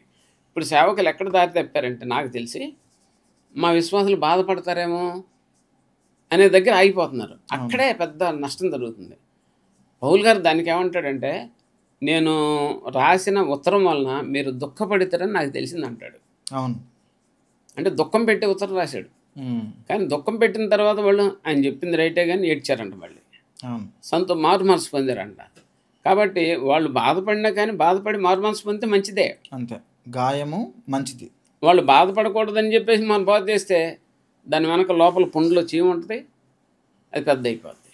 కాబట్టి ప్రజలను సంతోషపెట్టుకోకుండా దేవుని సంతోషపెట్టే విధానాలు సేవ చేయడానికి సేవకులు ప్రయత్నిస్తే అంత మంచి జరుగుతుంది. Thank you sir. అయితే ఇప్పటివరకు మాకు అనేక విషయాలు మీరు వివరించారు, చెప్పారు. అయితే కొన్ని విషయాలు మీ గురించి, ఇప్పుడు మీరు ఏం చేస్తున్నారు సార్, ఎలాంటి పరిచర్య చేస్తున్నారు, మీ గురించి కొన్ని మాటలు మా సిపిఎఫ్ ప్రేక్షకులకు చెప్పండి సార్. నేను ముందు స్కూల్ టీచర్గా ఉండి సంఘాలను కట్టాను. తర్వాత దేవుని దయ వలన దాన్ని విడిచిపెట్టేసి పరిచర్యకు వచ్చాను. శ్రమలో నేను పర్సిక్యూషన్ జరిగింది, ప్రజల మీదకి వచ్చారు, చాలా ఇబ్బందులు పెట్టారు, చాలా నలుగుబాటు జరిగింది. ఎందుకంటే మొదటి నుంచి బోధన స్థిరంగా ఉంచుకోవటం వల్ల. కానీ ప్రభువే కార్యాలు చేసి ఎవరో దొమ్మి చేస్తాం మీదకి వచ్చారు, వాళ్ళే మారి మళ్ళీ సంఘ విశ్వాసాలుగా మారటం, సంఘాలు కట్టబడటం జరిగింది. వ్యక్తిగతంగా 18 సంఘాలు కట్టాము. సహవాసంలో సేవకులను తయారు చేసి వాళ్ళ ద్వారా మరొక 70 సంఘాలు కట్టాము. ఇప్పుడు క్రిస్టియన్ మెంటర్స్ ద్వారా 4 రాష్ట్రాల్లో సుమారు ఒక 60 పట్టణాల్లో 60 ప్రాంతాల్లో పరిచర్యకు పునాదులు పడినాయి. పరిచర్య బాగా విస్తరించింది. ప్రస్తుతం నేను చేస్తుంది, నేను 3 సంఘాలకి కాపరిగా ఉన్నాను. అలాగే ఇప్పుడు సేవలో తరబిదైన 45 మంది సేవకుల్ని నెమ్మదిగా నడిపిస్తున్నాను. వారి సంఘాలని దర్శిస్తూ సహవాసాన్ని నడిపిస్తున్నాను. అంతేకాకుండా క్రిస్టియన్ మెంటర్స్ సెకండ్ పరిచర్య స్టార్ట్ చేశాం కదా, దాని ద్వారా ఆన్లైన్ క్లాసులు జరుగుతున్నాయి. దాని ద్వారా ఆయా పట్టణాల్లో సెమినార్లు జరుగుతున్నాయి సేవకులకి. ప్రతి నెల సేవకులకి సెమినార్లు పెడుతున్నాను. సీరియస్ హెల్త్ ఇష్యూస్లో ఉండి మరణానికి చేరువైపోయిన వాళ్ళకి సహాయం చేసే ఒక విభాగాన్ని నెలకొల్పాం. దాని ద్వారా ఇప్పటికీ ఈ 6 ఏళ్లలో 150 మందికి పైగా సీరియస్ రోగులకి వారు ఐసీయూలో ఉన్నప్పుడు, మరి మరణం దగ్గరలో ఉన్నప్పుడు వాళ్ళ ఫ్యామిలీస్కి హెల్ప్ చేసే ప్రోగ్రాం చేపట్టి చేస్తున్నాం. సేవ చేస్తూ కఠినంగా బాధపడుతున్నటువంటి, ఇబ్బంది పడుతున్న నిరుపేదలైన సేవకులకి, చిన్నవాళ్ళకి కొంచెం ఆదరణ సహాయం చేస్తున్నాం. రిట్రీట్లు, సెమినార్లు బలంగా జరిగిస్తున్నాం. ప్రభుదయ వలన ఇంకా చేయాల్సి చాలా ఉంది. ఒక విధంగా చెప్పాలంటే అనేక మంది టీచర్స్ తయారవ్వాలని మా ఆశ. అనేక మంది సత్యంలోకి ఇతరులు నడిపేంత టీచింగ్ చేయగలిగే వాళ్ళు తయారవ్వాలని మా కోరిక. చేస్తున్నాము. నేను నమ్మేది ఏంటంటే ఈ ministry is for reformation, not for tradition. ఏదో ఆచారంగా మనం క్రైస్తవులు ఉండటం కాదు, మార్పు చెందాలి. దానికోసం ప్రయత్నం చేస్తాం. కొన్ని విషయాలు ముందుకు వెళ్తున్నాం వేగంగా. Thank you sir. ఇప్పటివరకు మాకు అనేకమైన విషయాలు ఓపికతోని చాలా విషయాలు క్రైస్తవ సమాజానికి ఉపయోగపడేటట్టుగా మీరు ప్రతి చెప్పిన మాటలను బట్టి నేను ఎంతగానో సంతోషిస్తున్నాను సార్.